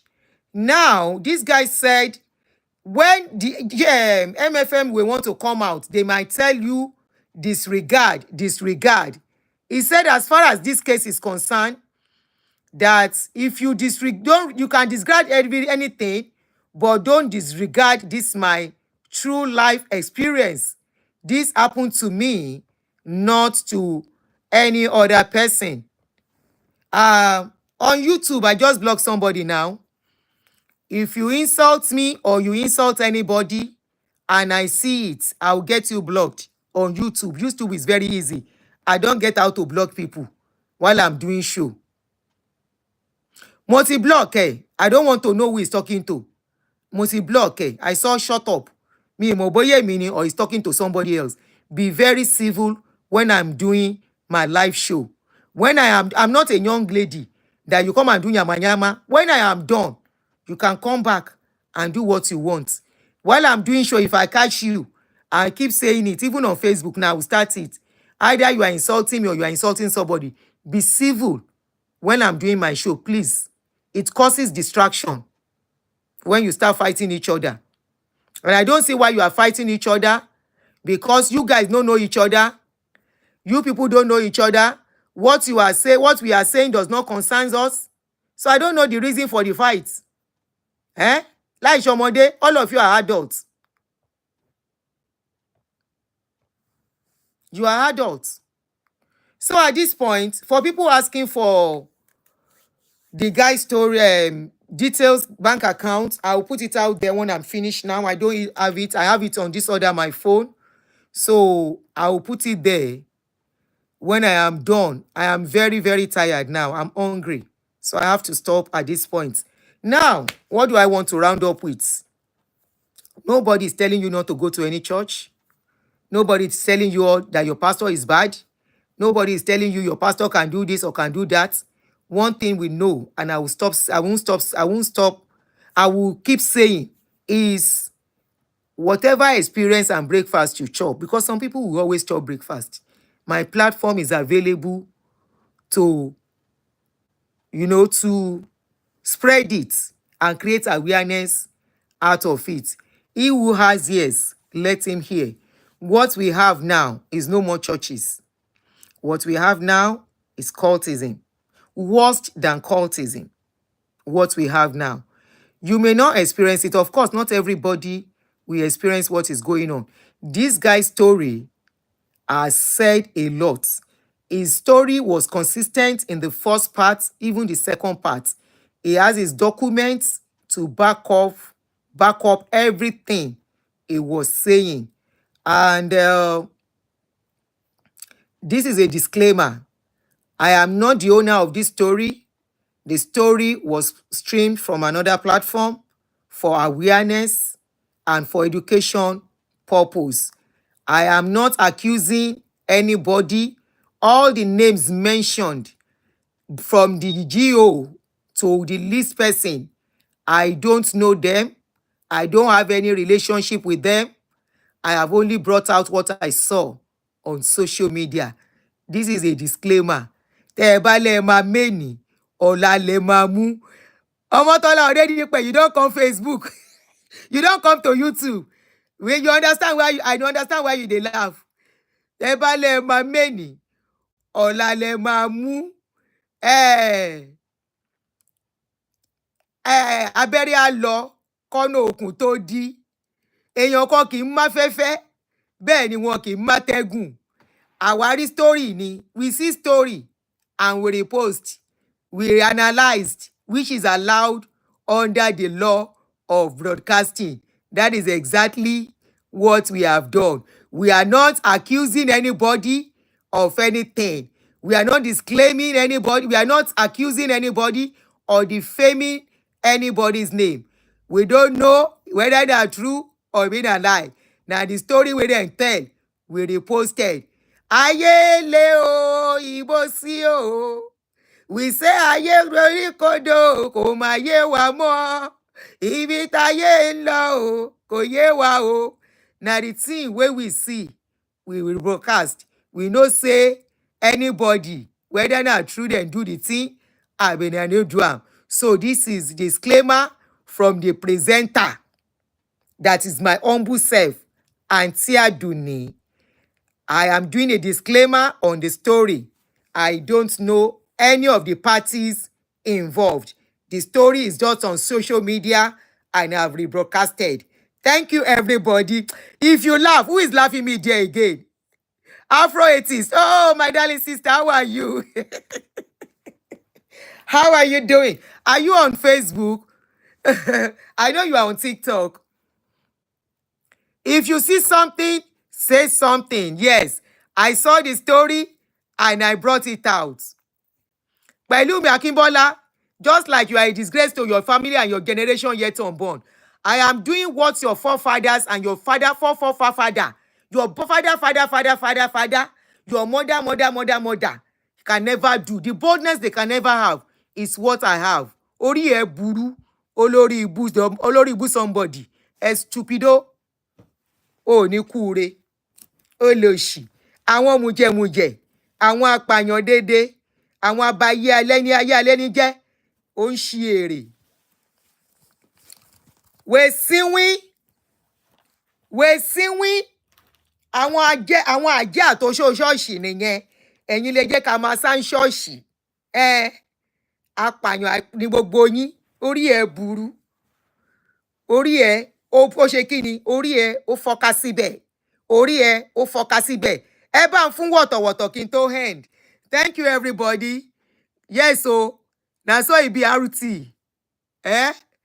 Yes, ke. When we see story, we bring the story. Learn from this. Learn from this. That is all I'm going to tell you. At this point, I really have to go. I need to go and eat and I need to go and work. Ẹni tó bá létí kó gbọ́. 3 years ago, I said this is my platform. As una abuse me, I say I go still see worst case. I say this is my platform, my story. My own story is even, it's better, it's not better because a soul was lost. But I tell you, say, we never see anything. All the drama where we go see. If to say tí ò bá ń ṣe pé all of you following these people, if your head is not upside down, your God of man go dey tell you, God of man wey no get pikin, e dey tell you saying they change the head of pikin inside womb. You know talk say that power wey dey take change head inside womb, why e no take the power make im wife get belle? You no ask question, make im wife get belle, give am plenty pikin. Na IVF e take born. You know they ask question. Person wey say im get power to change head of pikin inside womb. Person wey dey tell you say Jesus said, you cannot ask question. That's what we are helping you to use your brain. As na no get brain. Your God of man wey dey tell you say a man too, if they gave you 70 types of prayer, they have book. He has a book where they do 70 clinical prayers. The prayer of liberation, the prayer of this, the prayer of security, the prayer of that. That prayer of security, he no use am for himself. He dey use a bulletproof car with security aid. Hey, you know, say something they do you. Tomorrow, join me. We go talk on Sam Adeyemi video. Will come out tomorrow.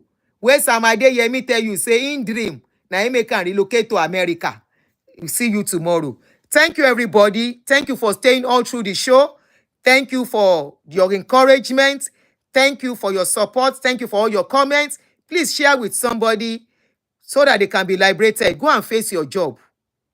Go and face your life. Go and face your business. Go and face, you have the book, you just burnt it. Go and face your business. You know what? Facing your God of man business is doing their business, not your own business.